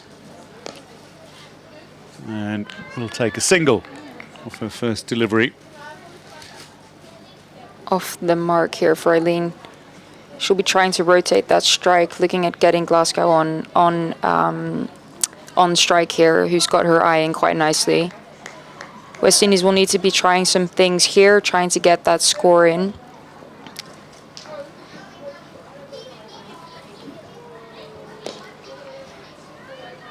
Powerful off the back foot from Glasgow. Down the ground towards Arlene Kelly. Took that lovely catch a moment ago to remove Shemaine Campbell. Brings Elaine back on strike for the final ball of this over. Punched away. That'll be the 100 up for West Indies, and in some style as well. 103 for 5. Beautiful off the back foot. McBride, the end of her third over, a successful over as well. 1 for 25 she is, but Elaine, how beautiful a stroke was this? Yeah, textbook shot here off that back foot. Looked incredibly strong, incredibly solid. Getting that boundary off the last ball and getting that 100 up. Well, that's the team wagon wheel. So scoring all around the ground. There have been some very deliberate shots in over the wicketkeeper as well. Not as many straight down the ground as you might imagine. Plenty cow corner. And then the left-handed batter, Kiana Joseph, with a massive 6. So change in bowling. Arlene Kelly back into the attack. She'll just slide it across the left-hander, but that's beautifully punched off the back foot and away from the fielders. Mid-off is up, mid-on can't get around, and that's for bowler. Second highest wicket taker in the T20 World Cup Global Qualifier in February, where Netherlands were among the 4 teams, along with Ireland, to qualify. Again, powerful, and that's another 4. Beautiful from Janelia Glasgow. She goes to 30 in double quick time off just 19 deliveries, and it's Nelson up for West Indies, 5 wickets down. That was another powerful shot from Glasgow. Really getting that power hitting in now, adding 4 runs to the total. Certainly doesn't think like she's going to be leaving anything out there. From a qualifying team's perspective, though, you've watched Netherlands, you've watched so many of the other teams as well. From the teams that qualified, what would you like to see them doing in their respective tri-series in terms of build-ups to the T20 World Cup? Yeah, I think the qualifying teams have an incredibly great position in that they've been playing lots of cricket in qualifying games against each other, but now being on that biggest stage is an amazing opportunity for them to face the likes of an Australia that they haven't seen before. So the girls will be stoked to have that opportunity at hand in England in a couple of weeks and be incredibly proud to be representing their countries.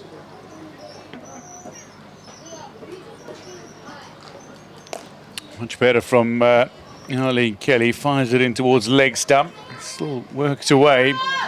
Good eye, good hands from Glasgow. Brings Elaine on strike now after Glasgow had worked 11 off the first 4 balls. And to do it off Arlene Kelly, she's incredibly economical. And a strike rate of 14 effectively, and an average of 14. Remarkable return in T20 cricket. Fuller. Shot down the ground, but straight to the fielder out there, restricting only to the single. So 12 off the over so far with the delivery to come. It's not the kind of return that you're used to seeing from Arlene Kelly, who's got 88 wickets in T20 internationals. She's just 8 behind Laura Delaney's record mark of 96 in the T20 international game. Very canny all-rounder is Arlene Kelly, who might be asked to open the batting today as well. Oh, far better. Glasgow not quite working away, and the way she's limping suggests that that ball was knocked from the bat onto her toe. End of 17, West Indies 115 for 5. And Esther, thank you so much for your time. I hope you've enjoyed the experience as well. Thank you, Dwayne. Isabel Joyce will join alongside for the final 3 overs.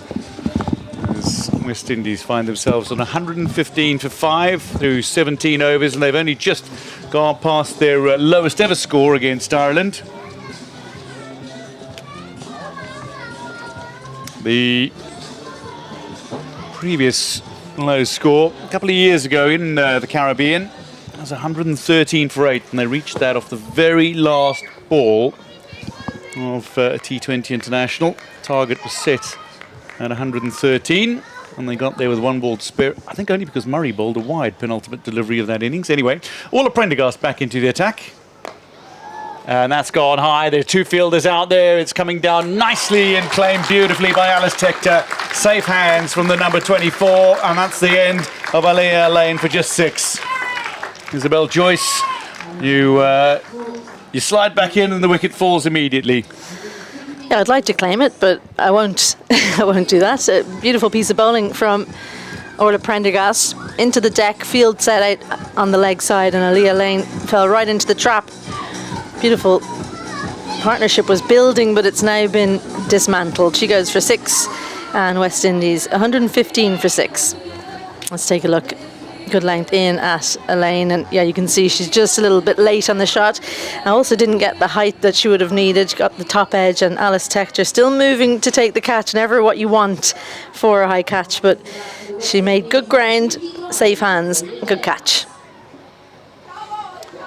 So West Indies find themselves not in the position they would like in the closing overs of this game. Zaida James makes her way out to the crease now. And Zaida James has the ability to make a few quick-fire runs. Didn't bat against Ireland in the first game, but did take 2 for 10 off just 2 overs. The left-hander from St Lucia.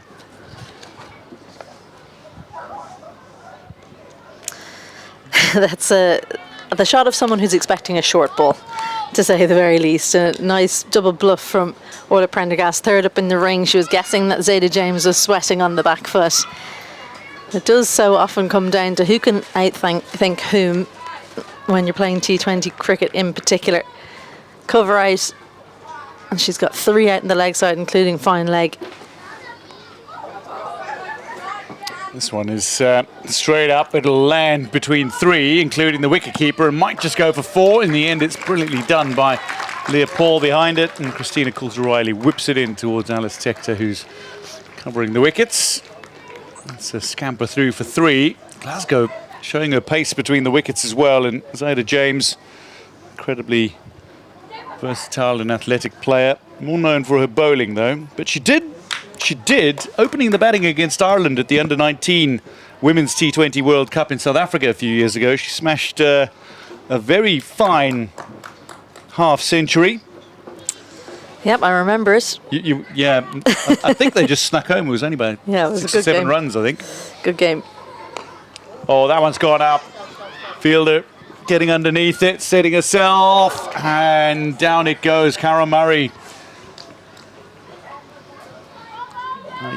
You hate to point it out, but it's not the first catch that's gone down from Cara Murray. I watched her warming up, and I watched how much effort she puts in, not only to her bowling, but to her fielding practice as well. And she was looking really solid fielding practice, warming up, taking high catches deliberately with spin coach James Cameron Dow. It's something that she would have hung her hat on when she was a bit younger. Was she maybe wasn't the best mover. She's definitely worked on that. She wasn't the best mover, but she always caught everything. So that's something that she'll find very disappointing. Oh, not too far away from working it onto her stumps. Another problem in the field. Leah Paul lets that go beyond her. It'll be rescued, courtesy of some very fine Lara McBride fielding. Yeah, there's going to be a concussion check here for sure, because Zeta James wore that on the helmet, I think. Just keeping an eye. There was quite a strange sound. Maybe it was her bat hitting her helmet when she was trying to hit it. We do have the reverse angle here, but Leah Paul should have done better, and then Lara McBride did brilliantly, cutting it off at the boundary. It was to Leah Paul's left hand as well, so I think she'll be disappointed that she didn't manage to cut that one off. We've not seen too many 3s run in this entire series, so there are 2 in that Prendergast over. That is the end of 18. West Indies 122 for 6. We had another bit of histrionics there from Glasgow, who wasn't happy that that wasn't given a wide. It was well inside. I'd say 6 or 8 inches inside the line. But the angle around the wicket from Orla Prendergast maybe what fooled her there. I think a lot hangs on Glasgow here. Yes, Zeta James is a very good batter, but not really a number 8 finisher, you'd have to say, because she just doesn't have that power you'd want. She's already gone to the ramps and the scoops. But Glasgow has serious power and is a very good finder of gaps. So job really for James, with 12 balls left to go, should be get her on strike, get Glasgow on strike. She's 34 from 24. And see, can she beat her score from the other day of 42 from 25? She's going to give it every chance. You've got to feel. Yeah, she showed her power hitting game. Arlene Kelly. Oh, this one just clips the pad. Beats Coulter-Riley behind the stumps as well. Or was it off the underside of the glove, maybe? Not called leg byes, so indeed. Kind of the right outcome. You'll be disappointed you didn't get more than one when it would have been a wide anyway. But main thing is Glasgow on strike.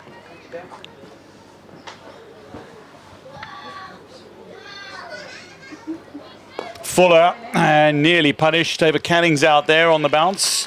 And we'll whip it in quickly, and maybe you'd feel that West Indies through Glasgow will feel that they've missed out on a few more runs with that delivery. I think that was a different change-up from Arlene Kelly with a low arm action. It's the slower ball. It's been chipped up, and no fielder tucked in quite so close. Kelly nearly fields herself, but for Lara McBride coming round. Well, the field is indicative of how many slower balls they're likely to bowl here. Extra cover and long off out on the boundary as well as long on and mid-wicket. So you don't imagine there's going to be the pace to get two square. Hands rolling over the top from Glasgow. But again, she'll scramble through. Wonderful throw from Tector. That's got to be gone. And indeed, the finger is raised. Gareth Morrison signals the end of Janelia Glasgow. Run out for a very well played. It'll be 36. But Christina Coulter-Riley picked that up beautifully on the bounce. Whipped off the bails, quick as you like. And Glasgow gone. Second run out of this innings for West Indies. Just the wicket that Ireland will have wanted. Glasgow gone back. And Alice Tector, well, her reputation as a fielder who can get the ball in quickly and in effect run-outs when you're trying to get a two, well, in fact, it's Orla Prendergast who's come around, and she's definitely someone we know can get run-outs. Didn't even try to put the bat down. It tells you quite how far out she was. It's a very good leg side field there for a left-hander, though. Alice Tector and Orla Prendergast, probably the two best throws in the team. It's just how quickly they can get into position. Both those fielders get into position and still get a powerful throw in.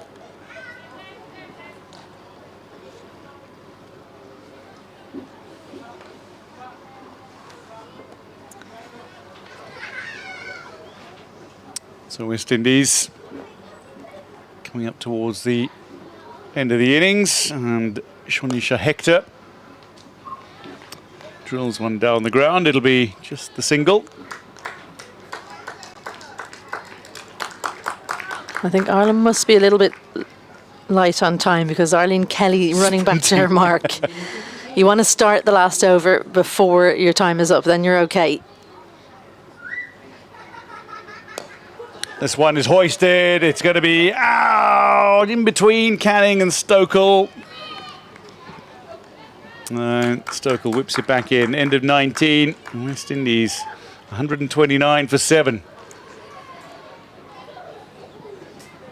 Another agonisingly close moment for Ireland's fielders. Yeah, I was a little bit unsighted here, the angle, but you would have thought from where Rebecca Stokel started, she could have made a better effort at taking the catch. I don't know if she bailed on it because she's thinking, right, if I miss it, it's going to be 4. I'll try and save the runs, but it was 2 anyway. So you have to think that in this situation, when there's a recognised batter left, you want to try and take that catch. So I don't know if that's something that Ireland has spoken about. I've certainly been in teams where we've talked about the last over, not going for catches if it's 50-50. Well, look at those figures from Prendergast. 1 for 14 from her 3. She'll be searching for some wickets, no doubt. Third, fine, square and mid-wicket out. So expect the short stuff. Starts exactly with that, and that'll be called wide.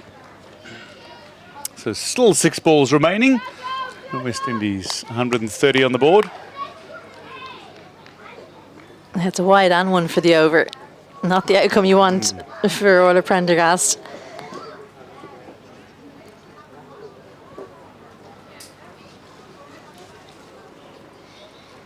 So, change in the field.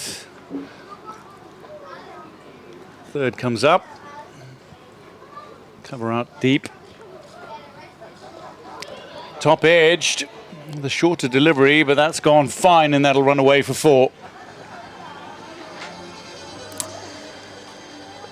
Well, slightly given away the plan, hadn't she? Orla Prendergast. Maybe that change with third up and cover out was supposed to make you think it was going to be fuller, but again, just the line not right. Able to swivel around Hector and help it on its way. So still 5 deliveries. West Indies will feel they can, if they can get 10 or 15 more, get up towards 150, they'll still feel confident that they can win this tournament here today. Ireland, of course, much prefer chasing. No Amy Hunter in the team, so we'll have a change at the top when Ireland do bat.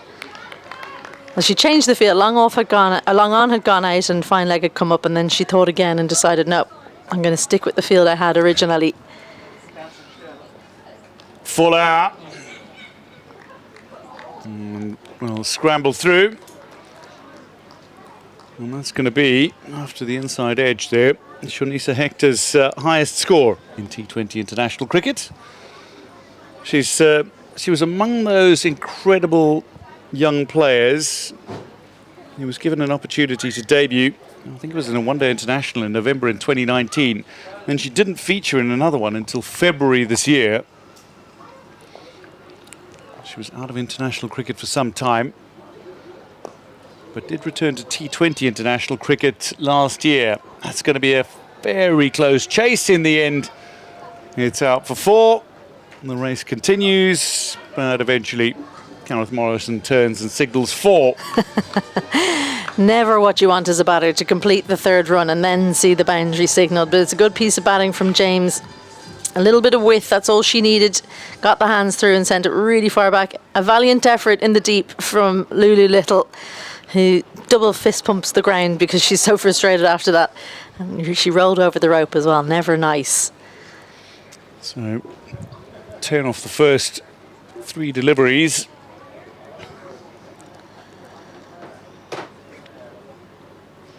It'll be a strong finish for West Indies. Big long chat here between Arlene Kelly and Orla Prendergast about what plan she has. Main thing as a bowler, you have to have clarity at the top of your mark about what you're trying to deliver. Slower ball. Has it got the edge? Christina Coulter-Riley pockets it. That'll be gone. Well, not going. She drops her head, Zayda James, but now she does walk. Finger up from Gareth Morrison. It looked like it caught the edge onto her body and then skipped up as Christina Coulter-Riley takes her second catch. And Orla Prendergast has her second wicket. I think it was a good option from James, just didn't execute, so she can hold her head up, the youngster. 14 from 8. And with 2 deliveries remaining in the innings, West Indies 139 for 8. I think she actually this time did ramp it onto her helmet. She kind of reached to her helmet as if to say, why did you get in the way? But she might have been in a lot of strife had the helmet not been there, so she should thank it. Yep. Back in Julia Price's days, that would have been straight into the old noggin. Oh, don't be unkind, don't be unkind. I'm not sure she would have been playing that shot. It wasn't invented yet. So Karishma Ramarak makes her way to the crease now. Tall player, but another left-handed player. Ramarak, another very experienced international. In fact, the most recent cricketer to be given out obstructing the field in international cricket. Only a couple of months ago against Sri Lanka. You always have these obstructing the field stats for me. Second time in a week. It's the curiosities. It's the curiosities I enjoy. Highest score of 5, so she'll be aiming to beat that. 5 not out, mind you. She'll scramble through for 1.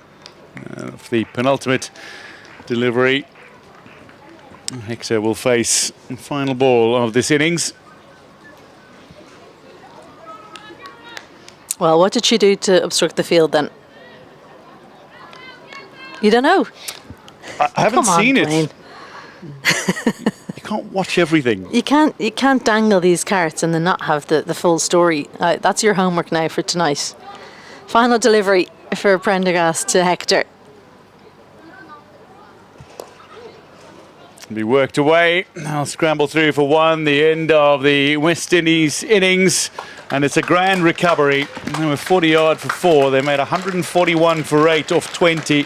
Hector and Ramarak, the 2 batters, unbeaten at the end of it. Ireland bowled particularly well at the top of the order, and disappointingly from a West Indies perspective, Stefani Taylor needing to retire hurt at 9. But what did you make of this innings, Isabel Joyce, and the recovery in particular from West Indies middle order and lower order? Well, I think good news for West Indies is that they can recover when their kind of so-called big players up the top don't do the job. Dutton, Matthews and Taylor, those 3, and they've just shared in and around 20 odd between them. Then we saw Campbell and Glasgow were the mainstays kind of in the middle. Glasgow in particular was impressive, and I thought James did well to add a sneaky little cameo near the end, 14 from her 8. And don't discount that 7 from Hector. So they've somehow managed to scramble together in amongst the team and get up to 141. But it was that partnership between Campbell and Glasgow in the middle of 44, and then plenty of teen partnerships at the top and then down the bottom that managed to get them to slightly below par score, but definitely better than it could have been. So bowling for you. Eva Canning again, exceptional with the ball up the top of the order. She bowled through the power play, 2 for 11, and economy rate of just 2.75. Remarkable after she bowled an economy rate of 4, taking 2 for 16 in the first match against the West Indies. That is ridiculous to have from 8 overs, 4 for 27 against an opponent as potent as West Indies batting lineup. Dalzell 1 for 33, 2 for Orla Prendergast as well. And then Lara McBride picking up her first wicket in her first game of this tri-series here at Castle Avenue in Clontarf. So match summary as things stand. West Indies women recover from a very poor start to post 141 for 8. That means Ireland have to chase 142 for victory. They chased 177 for victory just a day ago. Can they do it again at Castle Avenue in Clontarf, but against a very different bowling attack, West Indies against Ireland? It's match number 4 of the Evara Women's T20 International Tri-Series. Join us again shortly for the Ireland chase.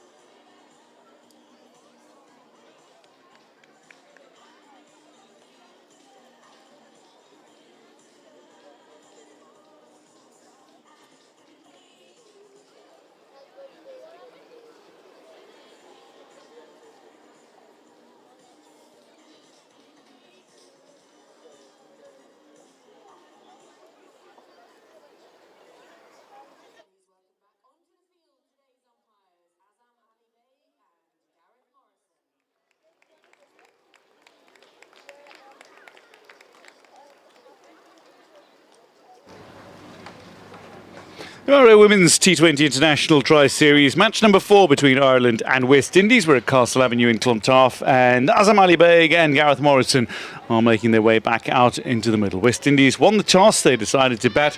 They lost early wickets though, managed to work their way up towards a competitive 141 for 8. And what seemed to be a slow wicket, particularly in the opening stages after some heavy rain earlier in the day. Thankfully the weather gods have been kind through the innings so far.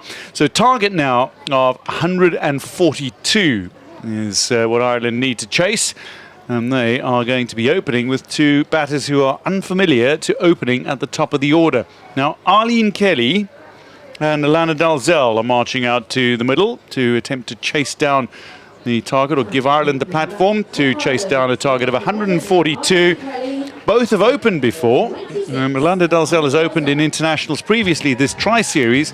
And for Arlene Kelly, somebody who's opened in Super Series previously, gets the first opportunity to open on the international stage. Isabel Joyce alongside for the Ireland chase. As Hector looks like we'll take the first ball of the innings. It's a big ask for Ireland. The pitch's not playing quite as it did yesterday. Maybe a little slower, and maybe as a result a little more challenging. Sorry, I'm just trying to figure out why Arlene Kelly is opening the batting. Why Christina Coulter-Riley wouldn't come in and open, but we'll see, I guess. Off the mark straight away. And Christina Coulter-Riley opens the batting for this club, Clontarf Cricket Club, so she's very used to conditions. She's opened before for Ireland. And while I have all the respect in the world for Arlene Kelly's batting, and I've actually often asked her why she doesn't maybe bat a little higher in the order, I consider her a bowling all-rounder because she's very powerful at the back end, and I'm not sure it's necessary to put her up the top. So I hope she proves me wrong, because I always love to see people succeed when they're given a chance. Alana Dalzell, yesterday she had a funny day, didn't she? She kind of showed a couple of bright spots. Then there was that occasion where we thought maybe she'd stepped in her stumps, and then she didn't quite manage to kick on. Fuller, Appish and gone. First ball for Dalzell. It's a golden duck. It's her second duck of this Tri-Series against West Indies. And Ramarak looks like looks like Mandy Mungra, I think, is actually taking the catch. She'll be the subfielder on for Stefani Taylor. And Dalzell has marched out rather stoically and is trudging back towards the hut, having faced just one delivery. Well, she's definitely in at the top of the order to try and take the opposition on down the ground, but maybe she should think about looking to hit through the field rather than over it, because she just wasn't quick enough onto the front foot to hit that over. Too quick for her to get it over extra cover. And that brings about yesterday's player of the match, Rebecca Stokel. Far too early, she would say. First drop, and it wasn't dropped, unfortunately, for her, so it means she's out early. Hayley Matthews in slip.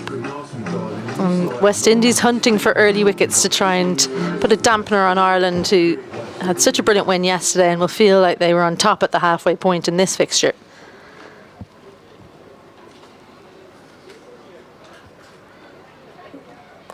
Outside off, flashes it hard, does Stokel. A little behind square on the offside. We'll take the single, get off the mark, first ball.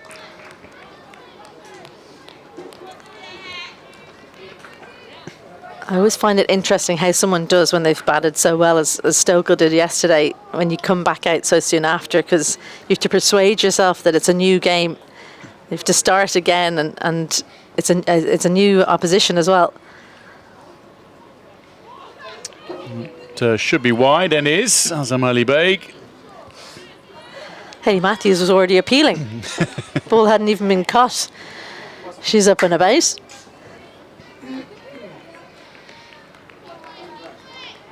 I think the reason why I'm surprised about Arlene Kelly is her strength really is down the ground and also through mid-wicket. And you're not going to get a lot of those kinds of deliveries from Hector. She's so tall, bowls into the surface. This time it's chipped, and that's gone 2 in the over. Arlene Kelly has gone for one, and Shanisha Hector, who only had one T20 international wicket before this series, has got four wickets in this series, 2 against Pakistan, and now 2 against Ireland in the first over. And this might give West Indies a bit of a buzz for the chase. It doesn't give Ireland the greatest platform, but they're also not bowling at established openers. You don't want to suggest any wicket is cheaper than another, but there's a difference between established openers and makeshift openers, and Kelly and Dalzell are very much makeshift. Well, when you are so used to coming in at 8, 9, 10, you practice hitting in the air because you're always thinking about boundaries, and that was there to just hit through the offside for Arlene Kelly. It's just a gentle delivery outside off. She was so focused on trying to hit it over the infield that she just gave the wicket away. So Orla Prendergast out very early for Ireland. She does manage to pace chases very well, but I think the whole point in having those two openers was to protect her as much as Ireland could, and the way it's worked out that she's out there 4 balls into the innings, so definitely not the outcome that they were trying to achieve.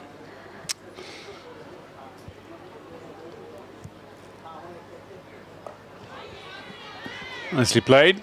Orla Prendergast just fends it out towards Mungru, who took the catch to dismiss Alana Dalzell, and a moment ago Zara Claxton with a fine catch to see the back of Arlene Kelly.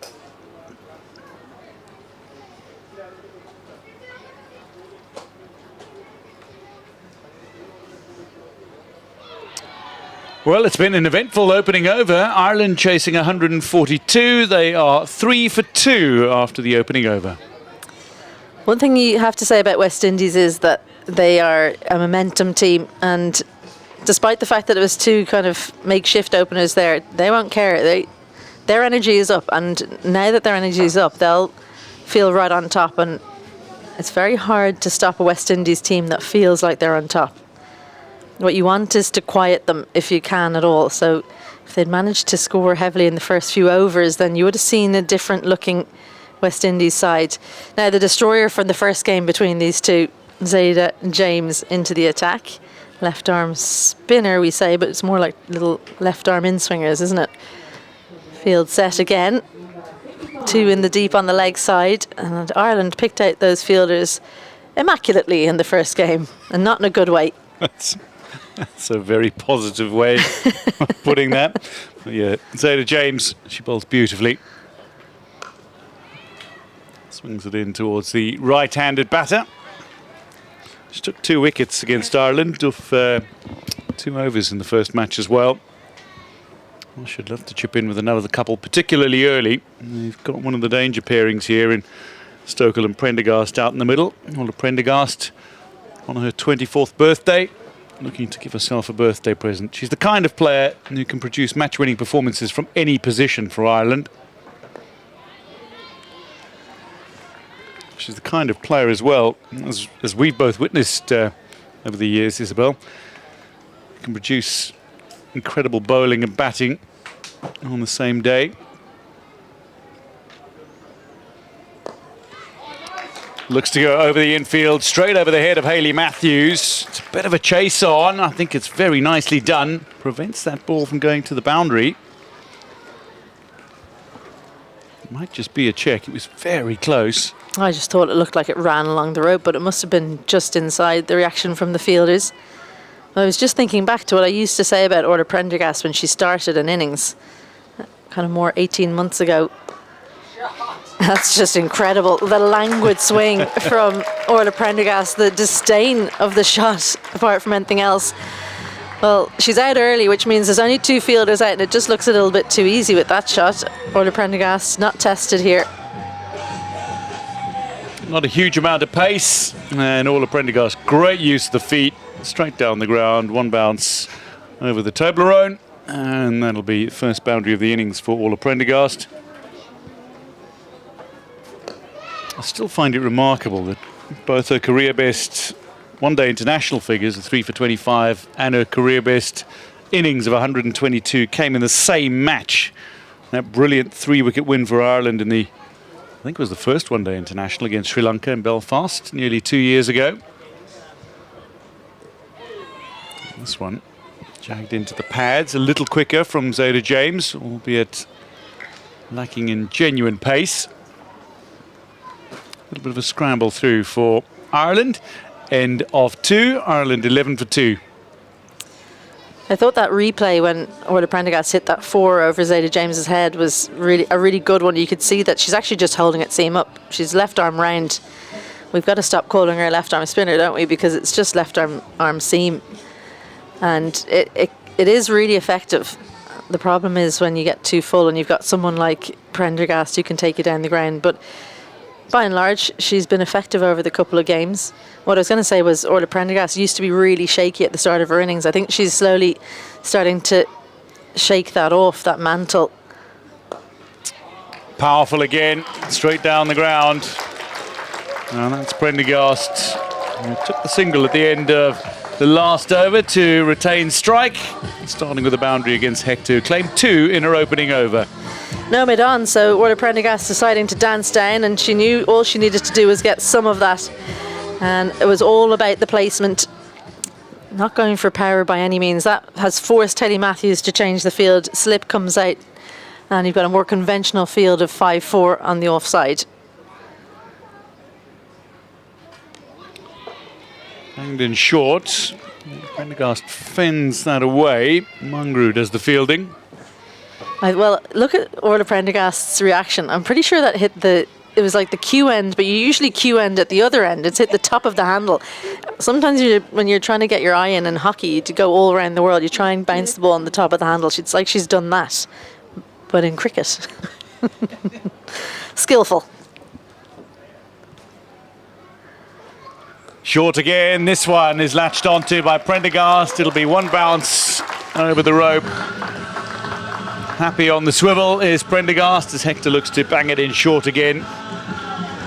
Well, Hayley Matthews is happy with her bowler here. She feels that that's actually just tested Orla Prendergast. It's a little bit short of the fielder would be if they were out in the boundary there, but they have kind of a split field, deep point and deep backward square. She's going to continue to bowl like that. She might want to consider having fine and square out, but it does mean that she can't dare in line. Sticks with the same field.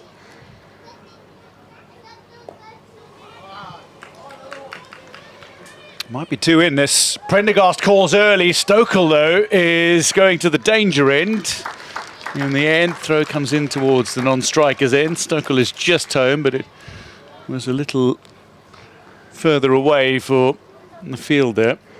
Well, Deandra Dotton, that's classic Deandra, because she threw it and then when the run out didn't happen, she stands there for ages, disgusted that a 2 has been taken off her.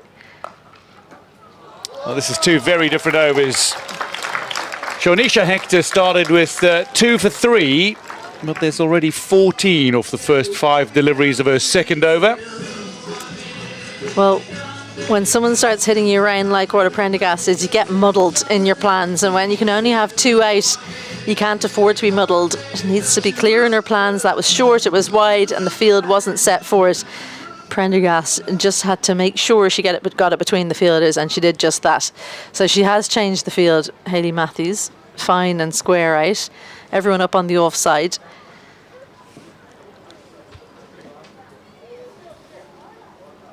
Short again, and this one is played into the gap beautifully by Prendergast. Rolls the hands over the top of this, and it's another boundary, the 4th of the over. 18 of Hector's second over. It's 29 for 2. Well, I said she couldn't afford to be wide with the field all up on the offside, and Prendergast, again, doesn't worry too much about the power. She knows if she beats the infield, it's going to race away for 4. She gets between the 2 fielders, and it does indeed reach the boundary with ease.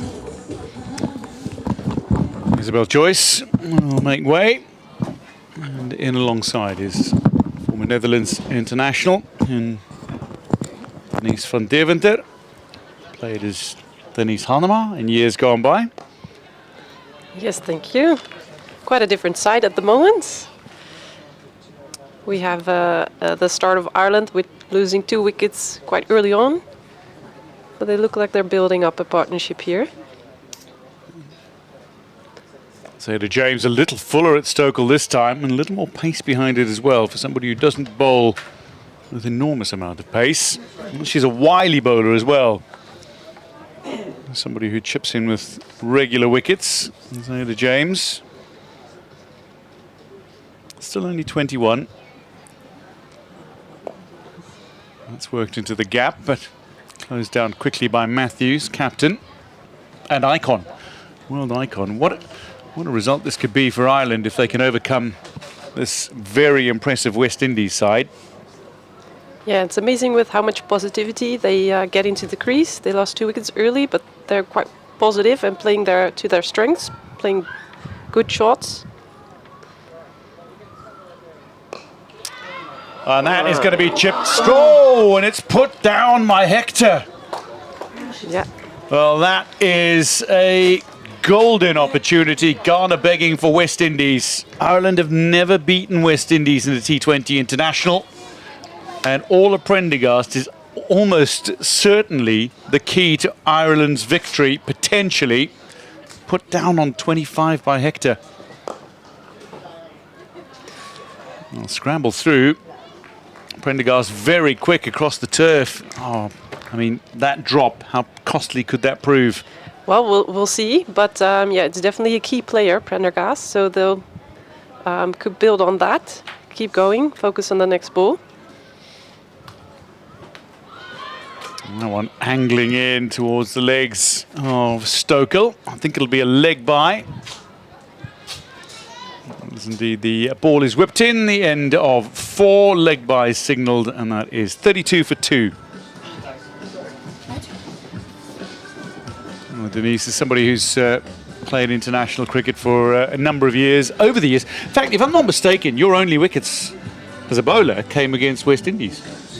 Yeah, I started off as a bowler and enjoyed that very much. I came in and fielded a lot to begin with, which I really, really enjoy and really like about the game. It could make a big difference if you look at the matches, the catches that dropped or caught.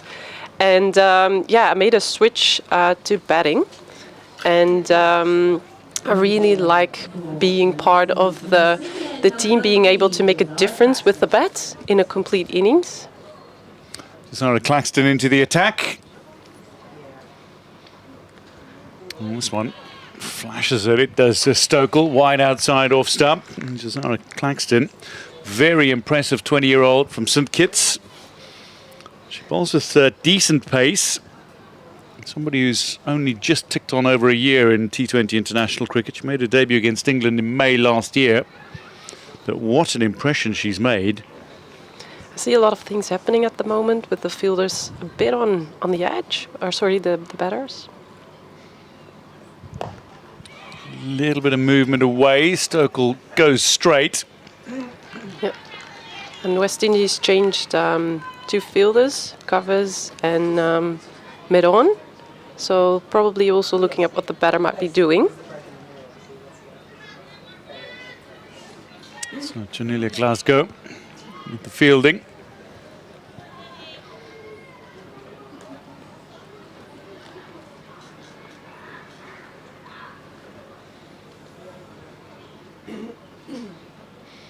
Short and looking to punish the bowler.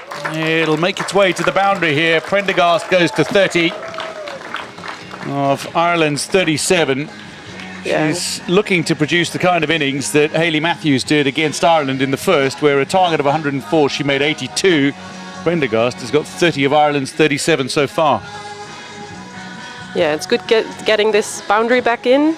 Still in the power play, so make use of, you know, only having 2 players on the boundary. Oh, powerful again, nobody out deep, and that's just shy of being a 6 for Prendergast. She goes to 34, back-to-back boundaries in Claxton's first over. As you say, inside the power play, make use of the fielding restrictions. Prendergast taking full advantage. Yes, absolutely, and there's a fielder there on, yeah, he is on the boundary, but a bit of third-ish. It's quite wide. Yeah, so suddenly they've got 2 fielders out on the leg side on the boundary.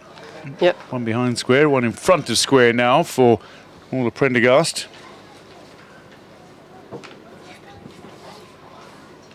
Short again, leg side, and it's between the fielders almost. It's very quickly across the turf for Zeta James to get there. Whips it in with the left. Yeah, and then Prendergast just 35 of 18. So really putting the pressure back on to keep the score going in the power play. And moving fielders. Switching them around, see who's better, has more strength fielding on the boundary. And Ireland have reached 42, which means exactly 100 to win now from a little over 15 overs. What does Stokel do? Final delivery of the 5th over. Just a little backward defensive. End of 5, Ireland 42 for 2. Yeah, and we'll have Prendergast back on. Yeah, Prendergast back on strike. That'll certainly boost for some. So the batting card. Single figures for Kelly and Dalzell at the top of the order. Rebecca Stokel not out on 4. That's Paula Prendergast, 35 of 18, batting with a strike rate of nearly 200 at the moment, and batting fluently as well. Shots all around the ground from one of the world's best all-rounders. In fact, both Hayley Matthews and Paula Prendergast rank in the ICC's top T20 international all-rounders. But Hayley Matthews is number 1, and she's looking to prove it with ball in hand. Comes into bowl in the power play. Short, Prendergast. Yeah, straight to the field there. Yeah, maybe looked like she was a little undone for pace there. Would you prefer chasing or setting targets when you were playing? I liked setting targets, so it made me play more freely. More in control. Prendergast, use of the feet over In the the infield. Straight over the head of the substitute fielder, Mangru. Wanted to come back for 2. And Stokel says no. Yeah, it was definitely not a second. A good piece of fielding on the boundary for West Indies.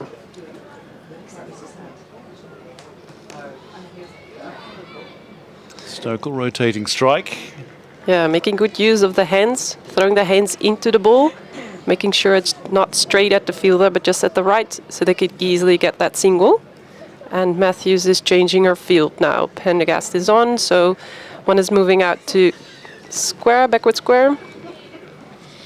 So under 100 to win, and psychologically, I suppose there's a switch that says we're down to double digits to win rather than 3 digits to chase. Short, and Prendergast might not have got hold of it the way she would have liked, but the result will be the same effectively. Over the rope for 4. Prendergast is 10 away from a half century. But I like that. A little innovation from Hayley Matthews. And Prendergast, enough on it to steer it away for 4. Yeah, and if Prendergast would have hit it more or better than she did, then the fielder was in the right position. Show some respect. It's driven back by Matthews. There's a saying that Hayley Matthews always goes for 1-6 in her bowling. And I tell you what, she picks up a number of wickets as well, and in particular when she doesn't make it happen with a bat. Today out for 1. Great piece of work in the field. That restricts Ireland to just 1 shy of 50, but that means Prendergast retains the strike. End of 6, end of the power play. Ireland 49 for 2. So we're on end of the power play, Ireland 49 for 2. Yeah, and at this stage, West Indies were 40 for 3. So, yeah, they're sort of in a similar place, but wicket-wise, they're in a better position. And Prendergast and Stokel are, building a good partnership at the moment.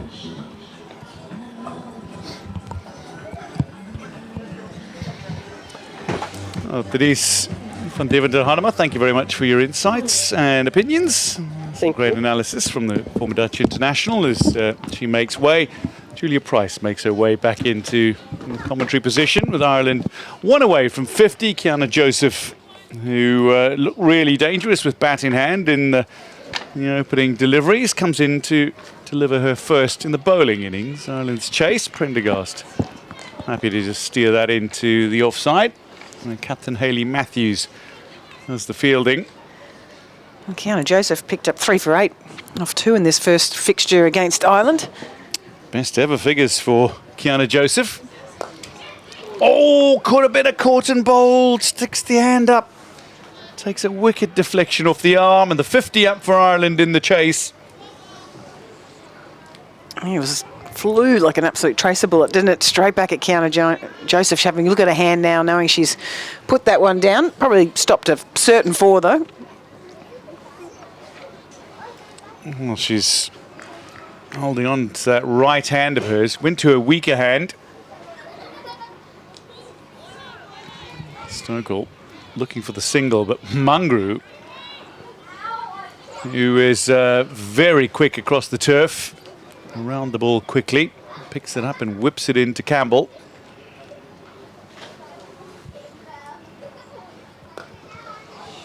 That is hit firmly, and that'll go all the way. Yeah, her awareness is very, very sharp. Knew that the fielder was up at mid-off, goes around this ball, stays leg side of it, and just aligns herself with her target and absolutely smokes it through the offside, and just picks up where she left off the other day, and that brings up the 50 partnership as well. Really, really nice stroke from Stokel. Well, after Ireland were reduced to 3 for 2 in the first over, this is a good recovery from Stokel and Prendergast. I think this pace off is a really good option. Saw the difficulties that West Indies had again against Eva Canning. She was brilliant again, 2 for 11 from her 4. A little fuller this time, just keeps the ball out. Well, that's very nicely bowled by Kiana Joseph. 1 boundary off it, 5 off her first over. Ireland 54 for 2 as I make way for Isabel Joyce, who'll join Julia Price. Look at the bowling card in the bottom corner there with Hector. 2 for 21 from her 2. Actually, she'd only gone for 3 runs in her first over, so a magnificent first over from her. Sent the pads and equipment flying everywhere in the change rooms for Ireland. As they scrambled to get out in the middle, all the Prendergast coming out in the first over. Wasn't expecting that, but at the same time, maybe they should do it more often. She's been on absolute fire since she's been out there, Isabel Joyce. Yeah, these two both looking good, aren't they? And 50 partnership between them. That'll be salve to the wound after the 2 early wickets. Karishma Ramanrak into the attack now, replacing Hayley Matthews, who had bowled herself inside the power play.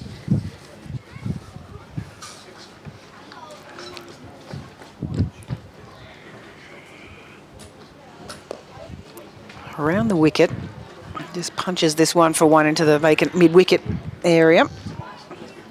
Interested to see how these two change up the gears, because it was early wickets and then kind of Orla Prendergast went on a bit of a frenzy, didn't she? Hitting boundaries. Now the field is spread. Will they just work it around a little bit more? That required run rate is very manageable with just 1s and 2s. Yeah, Ramanrak set up the last game. First game didn't really do too much damage. 1 for 17 from 3.1.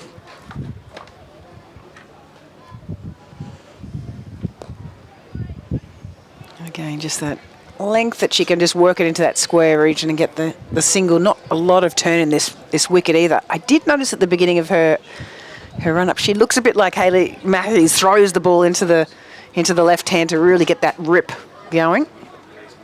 Is that what that's for? I actually don't know what it was for. Actually, I'm assuming that's what it is.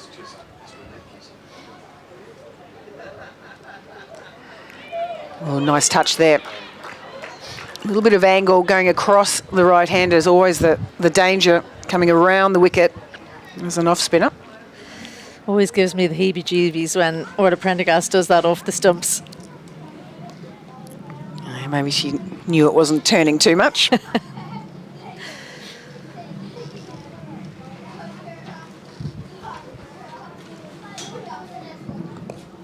Really good skills, isn't it? Going over and around to the two different batters. And I wonder what it is about the way that they bat that prompts her to go around to Prendergast and come over to Stokel.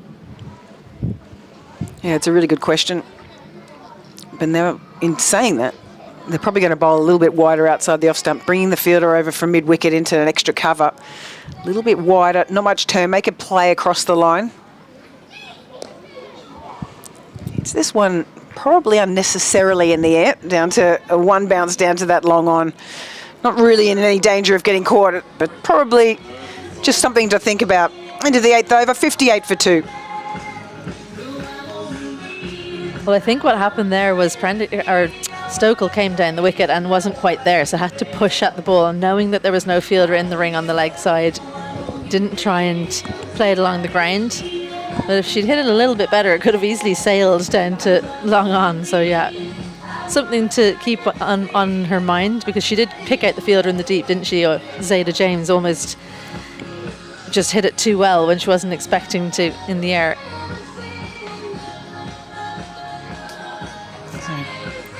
Just a few little repairs, change of gloves.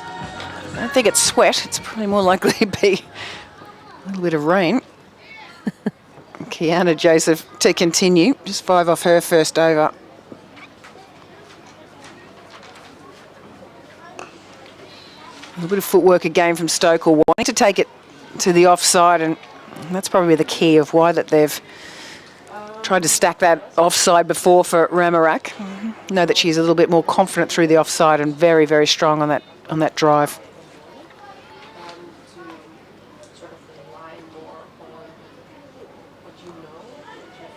For me, I think if the next thing for Rebecca Stokel is just her top hand needs to do a bit more work when the ball is straight.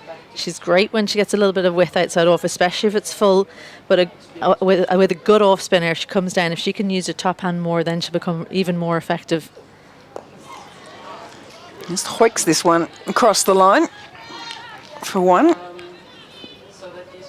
Really enjoys using her feet. Trying to put the bowler off their length. I think the strength for Prendergast is that she can come down and she can manipulate it both sides of the wicket from the same place.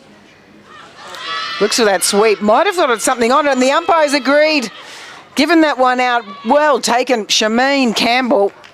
And Kiana Joseph's picked up a little bit of a cheap one down leg side. Just got inside the line, Rebecca Stokel.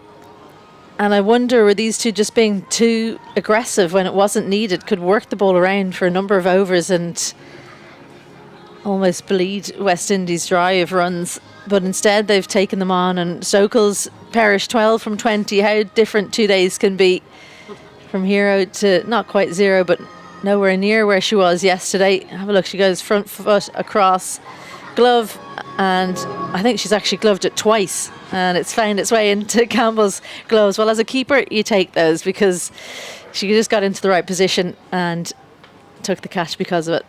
Ireland 60 for 3.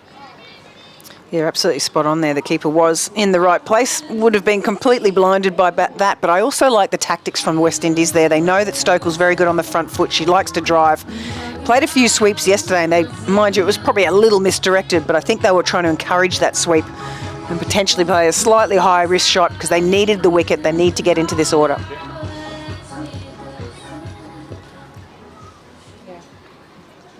So Leopold out in the middle now. The left-right combination may cause a few issues.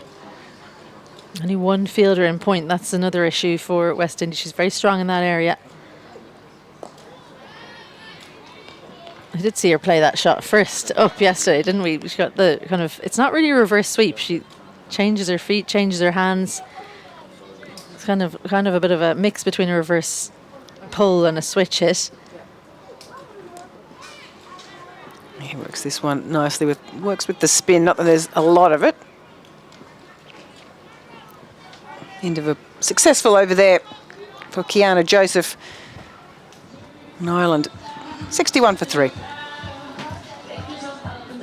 These kinds of tournaments so interesting to see who puts their hand up and who's vying for a spot in either the bowling or the batting lineup. And Kiana Joseph, well, she hasn't performed at the bat at all, but what you wouldn't have picked on your bingo card was her coming to the fore as one of the front runners as a frontline bowler, but she's had the knack of picking up wickets. She seems to recognise the length to bowl on the surface, depending on how it's playing. So she's definitely going to be in the mind of Matthews when it comes to who she's going to bowl and when it does come to World Cup time.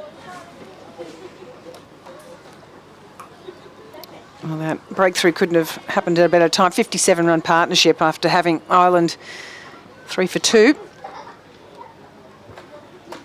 Matthews waving the arms around, trying to direct her field. Just a couple of tight overs and the run rate's dropped to 6.78 and run rate required gone above 7. It was the other way around a couple of overs ago. Looks to lap it. That's a magnificent catch there. Shemaine Campbell takes the helmet off, takes the photo. Make sure you have a look at that face because she's going to be around for a bit longer for the West Indies. Getting some pressure from Mangru with another keeper in the team, but not with a dismissal like that. So well read from Shemaine Campbell. And Hayley Matthews, captain of the team, picks up the wicket when they need to. As soon as the left-hander came out, Matthews brought herself on. She said, I'm going to take this wicket, and she does exactly that. Paul goes for just one. And Ireland losing wickets in cluster, 61 for 4 now. As Alice Tector makes her way out into the middle. And this is why you wonder about the thought process here. Off spinner comes on. Is the lap the way to go, really? Off the helmet, I think, or else the body. And, well, so hard to keep your eye on that with the helmet on, your Shemaine Campbell. But she just about caught view of it in time, put the dive in, and the gloves did the rest.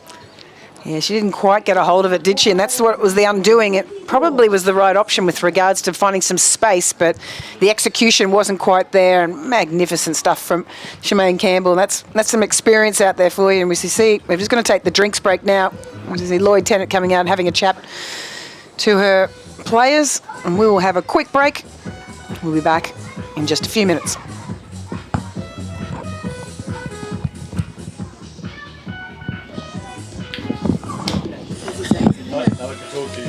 Sorry. There's apparently a thunderstorm on the way, and Ireland were ahead of Duckworth Lewis, and now they were like 6 ahead before those wickets are now 11 behind. Do we have the DLS? We normally get given it. Yeah, no, I don't know why having any printouts. They put it up at the end of every over. I know, but we want to be able to see ahead. Yeah, you want them ball by ball. Ask Neve. You want ball by ball as well. Yeah. Bloody hell. Shemaine Campbell is just... You wonder, that was like, incredible. every second word. I mean, the catch down late was good enough. Yeah. Yeah, that was good.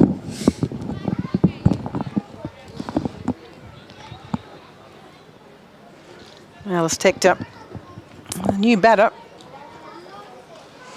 Alice Tector, the new batter at the crease. The only disappointing thing for me with Alice Tector coming in is that Shanisha Hector isn't bowling. That's the thing I've been looking forward to, and I'm sure all the crowds are calling for Hector v Tector.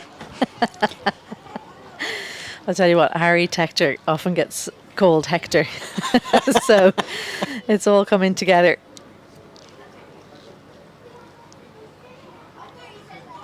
Oh, straight away plays down the wrong line, expecting a bit of spin. Stuck to the crease.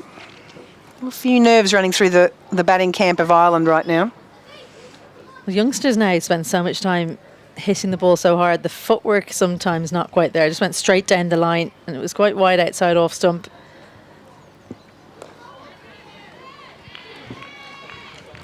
Yeah, a very promising young player came into the squad due to the injury to Laura Delaney.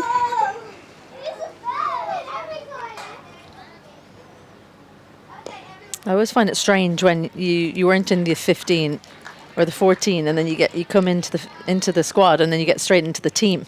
Now you're then picking the right squad originally. You'd have to think not. Well, it depends, I suppose, on who are the other players in the team that are getting left out. Are they bowlers? Are they batters? Who's the person that's come out? Who's the one that's come in? But Georgina Dempsey may be a little unlucky not to have got an opportunity yet. Around the wicket from Hayley Matthews. Has the mid-wicket in place. Just the fact that she bowls into the wicket makes it very, very tough on this pitch. Yeah, fully agree. And she bowls from a height. So if you can be a tall spinner and bowl into the surface, you're difficult to get away. And all of a sudden, Orla Prendergast, who is looking so fluent, tied down. 1 wicket, 1 run from the over. Brilliant from the captain. Halfway through the innings, Ireland a little wobble, 62 for 4. Going to continue as well with Kiana Joseph, and there's a little bit of cat and mouse at the moment. Obviously, Duckworth, Lewis, potentially Stern. Sorry, might always forget poor old Stern. Might come into play a few dark clouds, but to be fair, we've had a few dark clouds this whole tri-series so far and managed to get 4 games in. Oh, well, it's a little ecosystem in and of itself here in Clontarf. The word is that there might be something around, but hopefully we can get through. And the value of getting wickets is shown just there, because Alice Tector off the mark, or no, sorry, she was off the mark already, but she's only 2 from 4. Full toss and leg stump. If it had been Stokel and Prendergast still together, you think they'd be thinking boundaries. Slight adjustment of the field. Everyone out straight. Punches this down ground. Just for the 1. And that's the differences in the way that the batters scored separately. Prendergast taking it to leg side, where Stoker would have been taking it to the offside, complementing each other. Pushes this one into some space up. Look for the second. They're going to go, and this is going to be very, very tight. The umpire's given that as well. Absolute suicidal run there from Alice Tector. And Shemaine Campbell, great effort from her with the gloves again. But Jazaria Claxton out there, a deep extra cover, magnificent. And be able to pick up that ball 1 touch and get it over the top of the stumps. Misjudgment from Tector, who is very, very quick, but the turn maybe not quite quick enough to come back for the second, but it's how she comes off the boundary here for Jazaria Claxton. Look how far in she gets. Pick up, quick release, gets the feet around, good power. And I reckon she's, well, we can't see from that angle, obviously, but he's had a good view of it there, Gareth Morrison. He's had to give it a few run-outs out. That's probably the tightest of the 3 he's given. And Alice Tector didn't seem too surprised when she heard that she was given, well, saw that she was given out. There, could she be quicker at that point? Pretty good. I think it's just good fielding. That's a tight call. It's not the right angle, is it, from there to see exactly where she is in relation to the line, but looked very tight. So Louise Little replaces Alice Tector.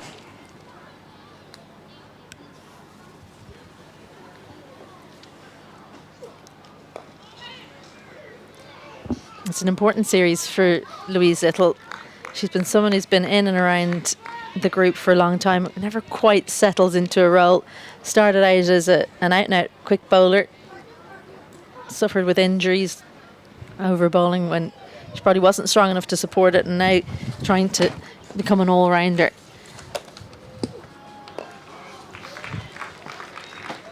Nicely played there from Prendergast. They've got the field out now. They're looking for that second run again. Gets through easy this time. Absolutely bizarre fielding from Aaliyah Lane in the deep there. The ball was hit not that powerfully, and she just stood on the rope as if to say, there's never a 2 to me. Well, unfortunately for you, Aaliyah Lane, it was. Gets Prendergast back on strike. Oh, yeah, Prendergast, no, she's missed out on that one. Got the lines a little wrong there from Kiana Joseph, but a great over for the West Indies. 5 off it, and the wicket as well of Alice Tector. Ireland just starting to struggle a little here. 5 for 68 after 11. Well, the last 4 overs, 5 overs even, have been poor for Ireland. 7th over went for 5, then the 8th for 4, the 9th for 3, then 1, then 4. So it's just been brilliant stuff from West Indies, tightening things up, and what that brought after those couple of quiet overs was a wicket in each of the last 3. 74 from 54. The equation is okay for Ireland as long as Orla Prendergast remains at the crease. So Karishma Remarek Places Hayley Matthews. Same style, but very, very different ways of delivering the off spinner. Yeah, we're going to see her round the wicket here. What options does Orla Prendergast have? She's got all the cover up, only 3 fielders there. You don't see her reverse sweeping, so I don't think that's going to come out, but we might see her give herself some room, try and get it either over those fielders or in between them. Squeezes this one around the corner a little bit too far outside the leg stump. Kiana Joseph, no chance of stopping that at 45. And that brings up Orla Prendergast's 50, 52 off 35 balls, and what a magnificent innings for her. That's her 12th 50 for Ireland. What a time to bring it up. It's always the danger of bowling around the wicket, isn't it? Just losing that line. You've got your field set to leg, but if you just get it outside the leg stump, you can be in trouble. Outside the off stump, you can be in trouble.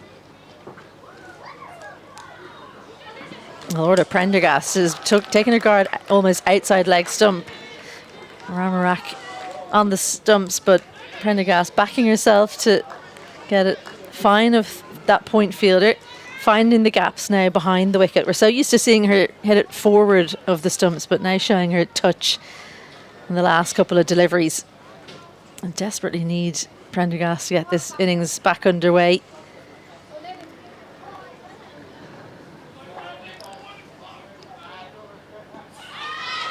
Pitching a mile outside the leg stump, never going to be out.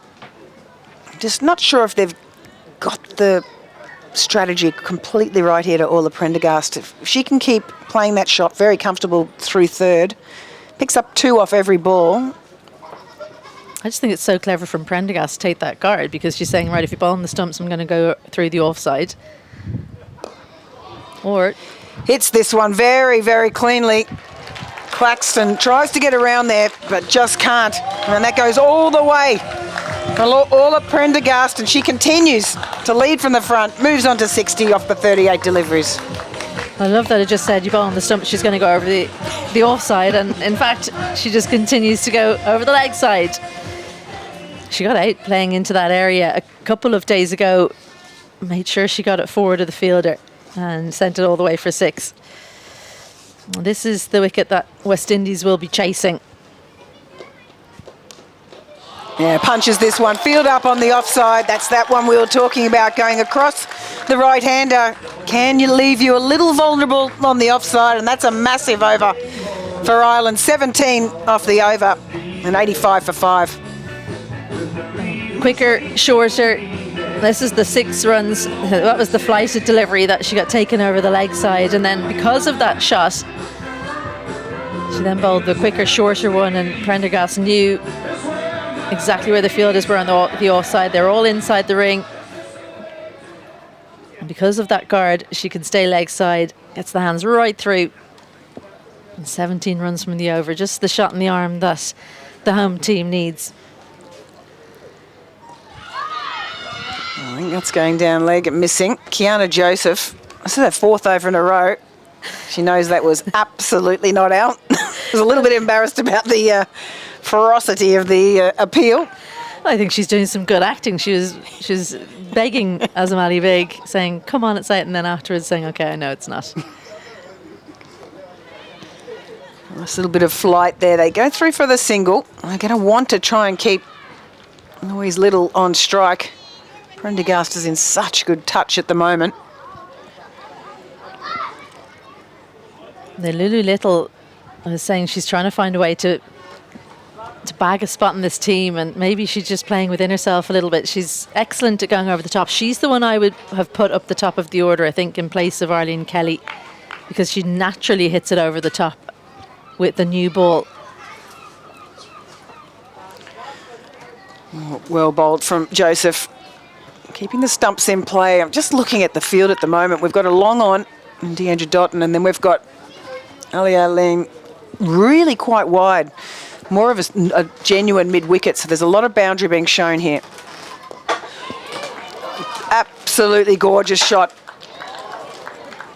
Beautifully fielded as well from the West Indies. Well read, but connected perfectly. just didn't quite get it wide enough of the fielder, and they get back for 2. Well done from Gillian at Glasgow, because it's quite a sharp boundary there. Kind of cuts towards cover steeply, so you have to do well to cut it off in that angle. Down leg again, just finding it difficult to score off the poor delivery from Kiana Joseph. Some of the good delivery she's been really putting away nicely, but just in that area, just not really sure how to play that ball just outside leg stump. I think she only realises quite late on, or Prendergast, that it's going down leg. That's the problem. So another brilliant over from Joseph. 1 for 17 from her 4. And from after 13, 88 for 5.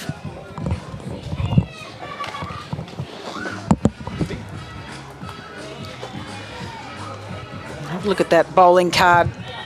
Quite expensive from Hector after a good start from her, and Claxton just the 1 over went for 10. Thank you very much, Isabel Joyce and Julia Price. Indeed, it's been some very good bowling. And Orla Prendergast has also punished a few bowlers. 2 for 21 from Hector. She had 2 for 3 at one stage before her second over travelled, courtesy of Prendergast. There's Hayley Matthews. Bowling to Little, sends it square with some power as well. Ball whipped into Campbell, so just the 1. That'll bring Prendergast back on strike, and this is the battle that many want to see. Hayley Matthews bowling to Orla Prendergast. Ireland, I remind you, have never beaten West Indies in the T20 International. And now certainly is their chance, despite that horrendous start being 3 for 2. Prendergast looks to cut. Great keeping, wonderful hands from Shemaine Campbell. She's still got incredibly quick hands as Esther Corder slips in alongside, former Netherlands international. We'll be watching every ball of the upcoming World Cup, where Netherlands have got the opportunity to feature for the first time in a T20 International World Cup. All worked away, and that'll be 4 for Prendergast. And she moves on to 70, just 10 away from her highest score in T20 international cricket. It is a beautiful shot from Prendergast through that offside, reading the line much better than the previous ball, and hitting that boundary, which is much needed in this over, keeping that run rate tick on nice and steadily for her. Louise Little on the non-striker's end. If she can stick around with Prendergast for a while, there is still some batting to come. Hayley Matthews comes around the wicket now at Prendergast and jabs at it. Will only get the single though. Taking the single with 2 balls to come in the over. Esther. We've got a slight change of field here. Matthews is bringing in that mid-wicket here. Yeah, they just don't want to give her the single now. Maybe they'll try off the final ball of the over to happily give her the single.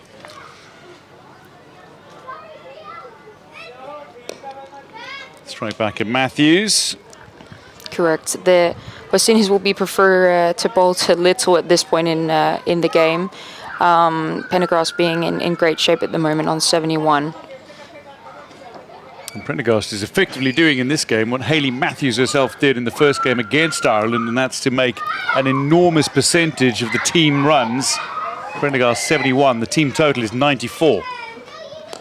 And that is nearly brutal from Louise Little. They might look for 2 here. They're both quick between the wickets, but that's a wonderful arm from out wide, and Little will retain the strike. 95 for 5 are Ireland chasing 142.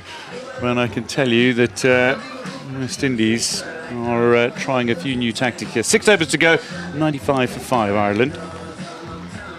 And we're starting to see a light drizzle fall down at the moment. Yeah, now this might be a little bit of a concern for Ireland. They are actually 1 behind, or two behind DLS as things stand. They would love to get in another over, but I think Orla Prendergast is trying to communicate to Louise Little, make some runs here because things might get called off and soon. First drops of rain after some heavy rain earlier today threatened the start of this match, some might have believed. The match has continued, and it'll be Zara Claxton to bowl her second over.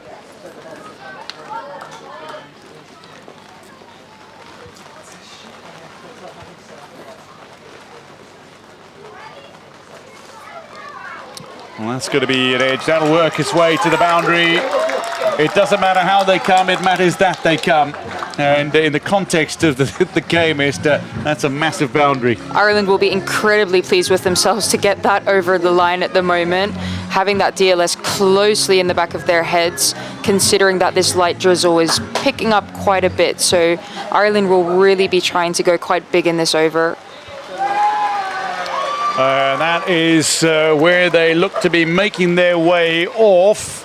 We are through 14.1, and I can tell you that Ireland are exactly, courtesy of their boundary, one ahead of Duckworth Lewis Stern as things stand, courtesy of Louise Little's boundary, the previous delivery, the first of Claxton's second over. Well, rain has forced the players from the field. We're seeing the wind pick up quite a bit as well as the team struggle to get these covers onto the pitch. The ground staff with the covers as quickly as they possibly can. Out onto the wicket, stumps knocked over quickly, and that wind is absolutely brutal for the ground staff, looking to get the tarpaulins over to the wicket as quickly as possible to protect it.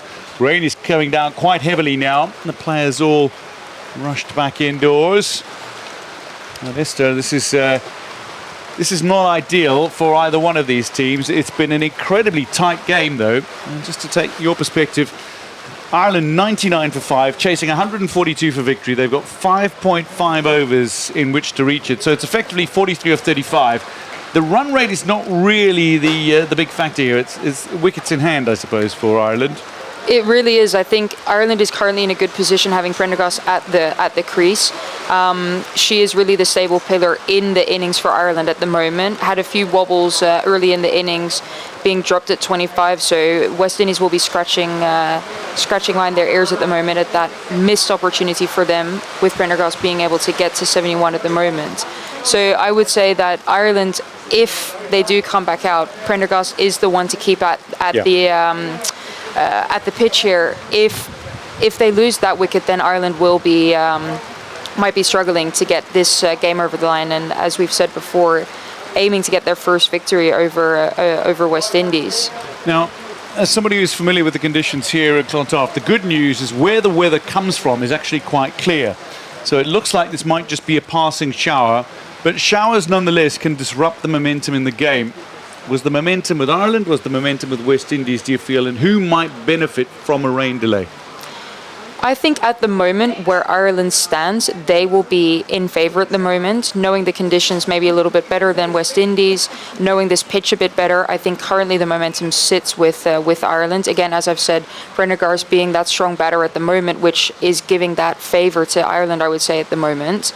But West Indies is a strong team who also can switch that momentum quite easily. So, you know, it's an incredibly tight situation where we are with Ireland one ahead of DLS, with currently the covers on the pitch. But we are also looking at a blue sky in our left corner of our eye, which potentially could be coming back here. So let's hope that we're able to get back on and finish this game, and who can take that momentum. Well, the good news is we've gone beyond the 5 over mark, so regardless of what happens from here on in, we will have a result. Ireland are what they would feel on the brink of victory over West Indies. Already the wind is starting to die down and the rain is not quite so heavy as it was, and the clearing behind the dark clouds that have descended over Castle Avenue in Clontarf already starting to dissipate. But Esther, there are other factors to consider when you get out after rain delays as well. Not only momentum breaks, but indeed the conditions. When you suddenly having to field with a wet ball or bowl with a wet ball, because there's no way that you can absolutely clear all the moisture from the outfield. It's also different conditions and elements that you have to deal with as the bowling and fielding side. Absolutely. I think also to take in consideration, batters are now off the field. They've had their eye on the ball. Being taken out of that moment taken off the pitch is also tricky for both sides, I would say, but especially for batters, getting your eye in is a difficult position to be in. For bowlers, they do have to consider that potentially more moist conditions that they're currently at, with the outfield maybe picking up some rain as well. So yeah, this is a tricky position for both teams in being able to switch that around and come back on.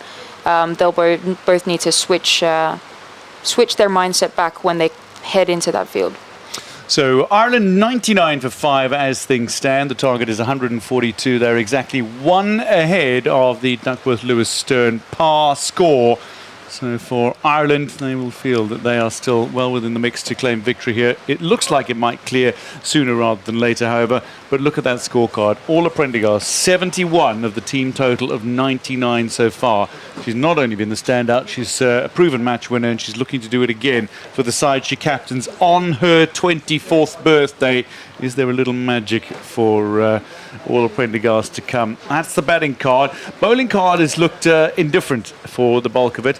Hector, for example, was sitting at 2 for 3 after her first over. She then conceded 18 in her second over. Matthews and Joseph both picking up a wicket. The other wicket to fall, there was a brilliant run out as Jazara Claxton whipped the ball in from the boundary rope to run out Alice Tector when Ireland were looking for 2. At 99 for 5 as things stand. The bowling has been a little expensive at times from the West Indies players. And then the wagon wheel for Ireland so far, somewhat surprisingly, only 1-6 in the innings. And Esther, it's a decent wagon wheel, good scoring around the park for Ireland, for Prendergast. I mean, if you look at that 6, which was an incredibly beautiful shot, all credit to Prendergast, that was an amazing cricket shot to look at.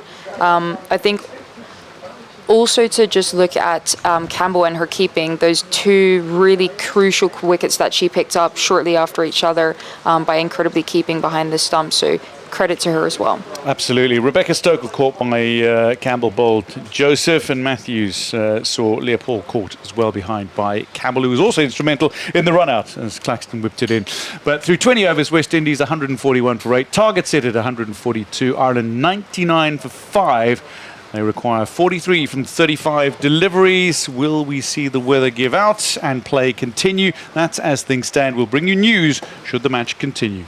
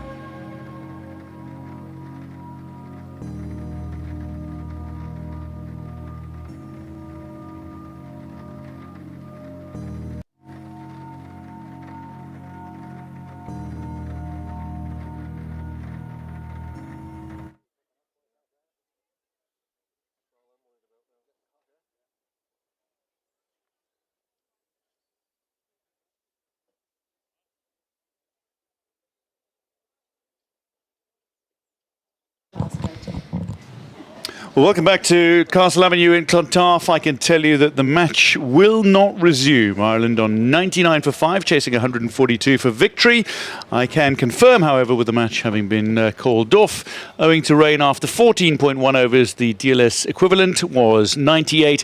Ireland win then by 1 run on the Duckworth-Lewis-Stern method. So Ireland, for the first time in their World T20 international history, women's T20 international history, have beaten West Indies, and that is a massive result for this Ireland women's team. An enormous opportunity to carry some momentum, not only into their final matches of the Tri-Series, but indeed into the T20 World Cup, which is to come. Well, there was plenty of action between the two sides. Earlier it was West Indies who won the toss. They decided to bat, and it looked to be the best of starts for Ireland, because Deandra Darton and Hayley Matthews stepped out to open. Hayley Matthews out for 1 of 2, mistiming Canning delivery, and Canning chipping in with 2 wonderful wickets at the top of the order. She dismissed Matthews, and then Joseph, who came in at 3. Darton dismissed by Alana Dalzell, who was bowling from the opposite end, caught by Leah Paul magnificently. Stefanie Taylor retiring hurt. She ended 9 not out of 18 deliveries, something never quite right in her innings, disappointingly for the West Indies top order. But the recovery looked really good. Claxton, Campbell, Glasgow all chipped in with runs. James got started as well before she was dismissed by Ola Prendergast, and then Hector and Ramarak looking to close out the innings, setting Ireland a target of 142 as they finished on 141 for 8. That partnership between Campbell and Glasgow proved influential ultimately, but other than that, no partnership higher than 18 in the West Indies innings. Well, the bowling looked really good for Ireland in parts. Certainly, Ava Canning outstanding. For the second time in 2 matches, she finds herself with 2 wickets at a very good economy rate. This time, 2.7 runs per over. 2 wickets for her, 2 for Prendergast as well. On her 24th birthday, Dalzell with 1 and McBride with 1 as well. Kelly and Murray both bowled well, but went wicketless in the innings. Ireland then set 142 as a target. Well, they got off with less than the best of starts, shall we say.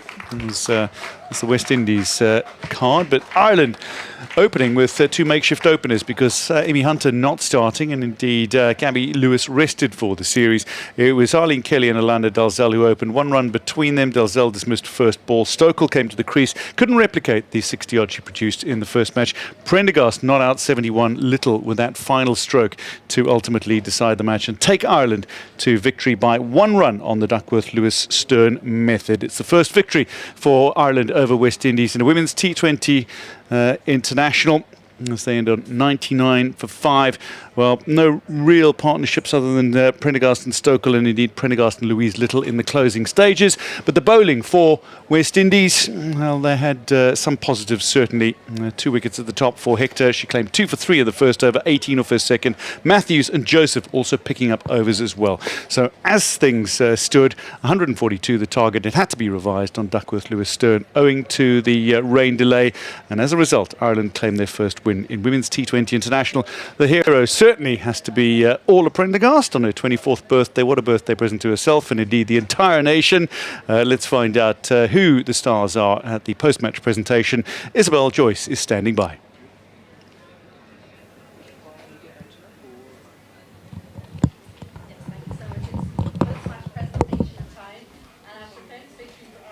Barest of margins. We're first of all going to talk to a disappointed captain, Hayley Matthews from West Indies. It was a very tight one. Thanks so much for joining me. It wasn't probably the way you wanted things to go at the bat in hand, but you must be happy with how the middle order kind of brought things back for you. Yeah, certainly. I think we, like you said, we didn't get off to the start that we wanted to. But I think for us it was really important that we still got a competitive total up on the board, and I think to get to that 140, 145 without Stefanie Taylor batting as well too, definitely shows that a lot of those other girls put their hands up to get a score on the board. I just have to ask quickly if you can share how Stefanie's doing, because it was, we didn't like to see her walking off like that. Yeah, I think she's going to be fine. I think she just did a few too many push-ups in the gym this morning. Lessons learned, hopefully, going forward. When you come back and you look at how the bowling innings started, it was kind of a dream start for you guys. Yeah, it was definitely a really good start. Hector, obviously, in that first over, getting 2 wickets, we probably couldn't ask for a better one. But yeah, then Orla obviously came in and played a really good innings and kind of put us on the back foot there. After a couple of kind of very big victories in the first couple of games. You must, although you're on the wrong side of this one, be pleased to be tested ahead of that World Cup. Yeah, I think so for sure. I think it's always good where we can come up against opposition playing really well. Like you said, ahead of that World Cup, it's going to be a lot of challenging games and matches where you kind of have to be on your A game every single time you step out onto the field. So I think a lot of lessons learned for us today. Would have definitely loved to get the game finished off, but at the same time, I think this is something we'll learn from as a group. Okay, well played, and we'll see you again in a couple of days' time. Thank you. That's West Indies captain Hayley Matthews. Next, I'd like to welcome up Evara CEO Michael Hines. He's going to present the Player of the Match award. A couple of mentions here. Ava Canning had stunning figures of 2 for 11 from her 4 overs. Janita Glasgow got West Indies back into the game with 36 from 26. Kiana Joseph was impressive as well, 1 for 17. And don't forget that 4 from Lulu Little on the final delivery before the rain break. But for her 2 for 26 and 71 from 46 not out, it's Orla Prendergast.